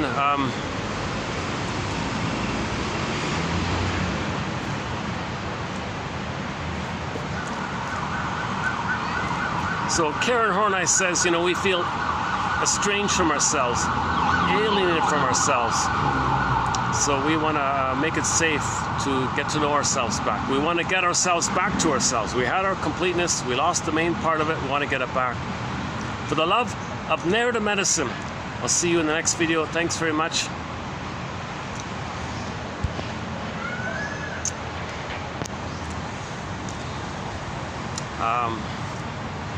We do have a thread on humor.